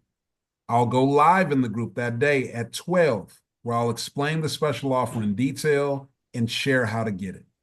The offer will only be available until midnight on Black Friday, and the group will also be deleted after Black Friday. So we're laying out all these details very clearly. Click the link below on this page to join the Facebook group today. See you on the inside. This whole thing, if you follow the format, and hers is a longer one, is going to be somewhere around 90 seconds to 2 minutes, because we really are only looking for 1 sentence, tops 2 in each of these sections. These do not need to be long. And this is just an example of the script. Once it's done, you will use this script again once you complete it in some of the emails that we send out as the campaign starts, which is why it's important to go ahead and get this script complete. We repurpose everything in the program. And when you scroll down to page 3, here is the outline here where it kind of gives you the exact format. Write 1 to 2 sentences here outlining your background, 1 to 2 sentences outlining the specific moment that had you begin to care so much about this particular area, and then use either the Facebook group script or the special announcement call script. This is literally the script, right? You can just fill in the blanks on the Facebook group or the announcement call. You don't need to come up with something new. Use these words, fill in the blank with the real time. That's your third part. The 1 and 2 are really the only things you need to work out. So this is not a tough thing. Once you get done with this, what you're going to do, scroll down to page 5 here. This gives you your recording process. You copy and paste your final script here once you're done. And you literally, on your desktop, you're going to record the script once you've written it. For recording, using the method that I use a software called v.io that I found that because it allows me to record scenes. And I'm going to show you what I mean in a second. If you don't want to do this process, right, you want to keep it simple, open up Zoom, record yourself on Zoom, export the raw file to Dropbox, and upload the raw unedited file to YouTube as an unlisted video. Okay, that is the process. And once you have that unlisted video link, unlisted meaning some of y'all, maybe you don't use YouTube as much. There's public, there is unlisted, and then there's, what's the word? I can't think of the other one. I can't think of the last one. Unlisted basically means that you can only find it if you're given the direct link. So y'all are going to do, hidden is the last one. You're going to do unlisted, and you're going to drop the link to that invitation video right here in column T, right? You're going to drop the link to that unlisted video right here in column T. Make sure that's done today. I don't care about your lighting. I don't care about your sound. I don't care if you got babies or dogs running through the background. I don't care about if you got ahs, any of that. None of that matters. The only thing that matters is you get your script done and you get version 1 recorded. Why? Because I want you to turn on that camera, look in it, and knock the dust off and get comfortable. Period, point blank. And once it's uploaded, put it in the document here so we can take a look at it. That's it. And we'll make it nice later on. Get version 1 done between today and tomorrow. And again, that shouldn't take you more than probably 45 minutes or so, because you know your track record. You're going to massage the words a little bit, turn on the video, record it, upload it, put it in. All right, now let me take 2 more minutes to show you Veed. just in case you want to use that, because I have found it to be incredibly useful. All right. I haven't used this in a while. I hope that my account is up on this because I think I changed the card on this and I haven't used this in about a month and change. We're going to find out momentarily. All right, log in.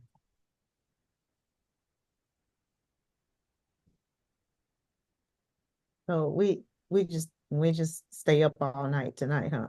No, this exercise, all the stuff that we got here, this is all stuff that you've been working on. It should be 15, 20 minutes here, 15, 20 minutes there. So this is about 2 hours worth of work. Maybe longer. Okay, because I did track the hours you were saying. I did my little math on the side. So It's gonna be different for everybody. It's gonna be different for everybody. I But said, no, you might not. I just did my project management effort. It was not I'll just, 3 hours a day. what you say? But it was not 3 to 5 it was hours a day.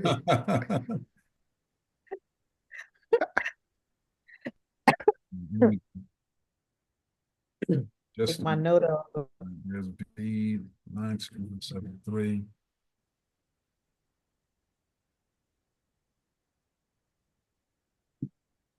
Okay. What I love about Veed, where is my team space? Files and folders.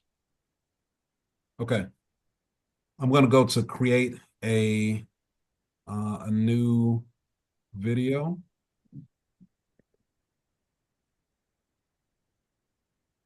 Computer's moving so slow.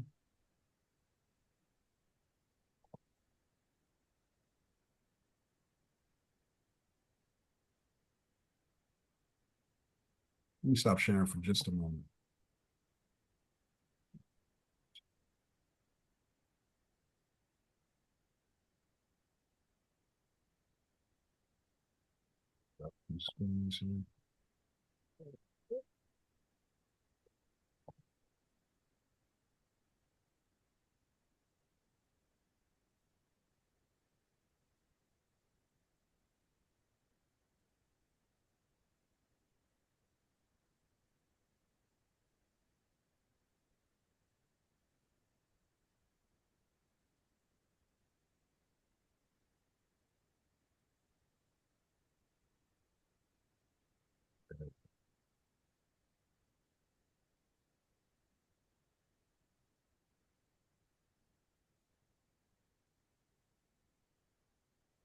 Right. I'm switching over. I'm switching over to my phone because I need to walk up out of here. That's cool. Okay, so I'm gonna hit new recording. All right. So this is what Veed looks like. And you can choose camera, screen and camera, slides and camera, audio, screen, or slides. I normally will go with a lot of times I'm sharing screen. So slides and camera. I'm going to start here, slides and camera. I'm already using the camera. I wonder if it's not going to let me use. Okay, so I'm already using my microphone. So it's not going to let me do this. I may have to just record a video for y'all. Let me see. Okay, new project.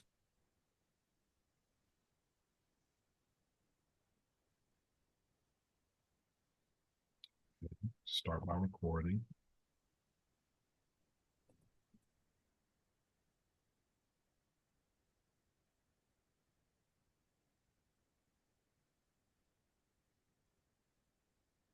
Okay.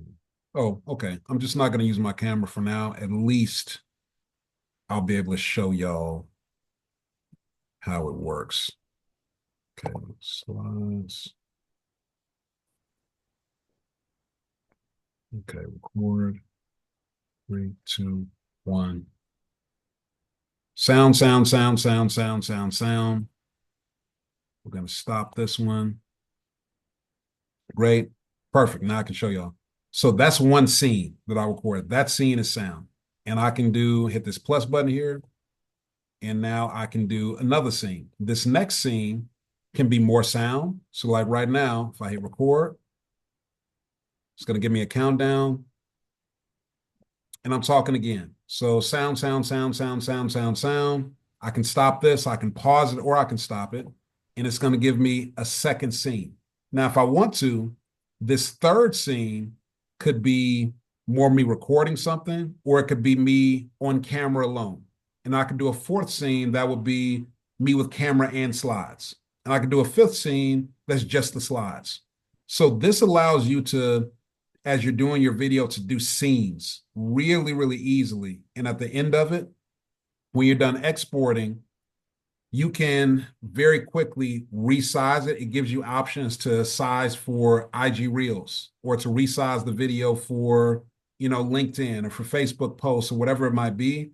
It's a software that just makes resizing really easy. And I'm not super tech savvy with everything. It's just the easiest one that I found to be able to just like quickly resize a video I shoot on desktop for IG Reels, export it, and it's now ready on my phone just like that. So this is how I use Veed. And I love the scene feature where I can shoot a scene, pause it, add a new scene, pause it, go from full share with me on screen to slides on screen with me to just slides to whatever, hit the button and it compresses all those scenes into one video pretty quick. I found that it works better than other stuff I was using. Y'all may have better solutions. This has been working really great for me, particularly when I go to resize for IG. So if you want to get a little bit more high tech, that's what I do. But y'all do whatever works for you. Worst case scenario, Zoom, export, upload to YouTube. Any questions before we dip?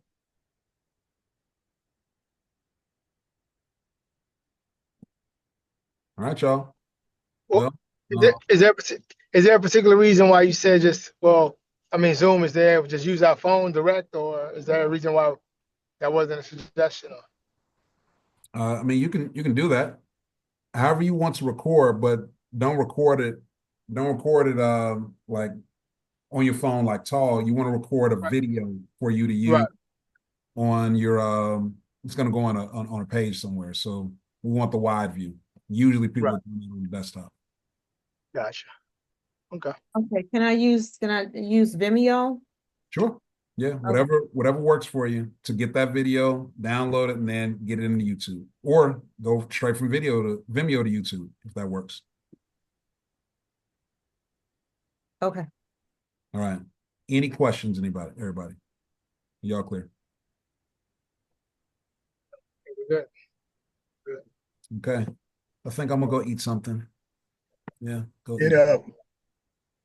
All right, y'all. I will see you tomorrow. Expect my recap email. And this is another long video, so I will get the video into Kajabi as quickly as I can.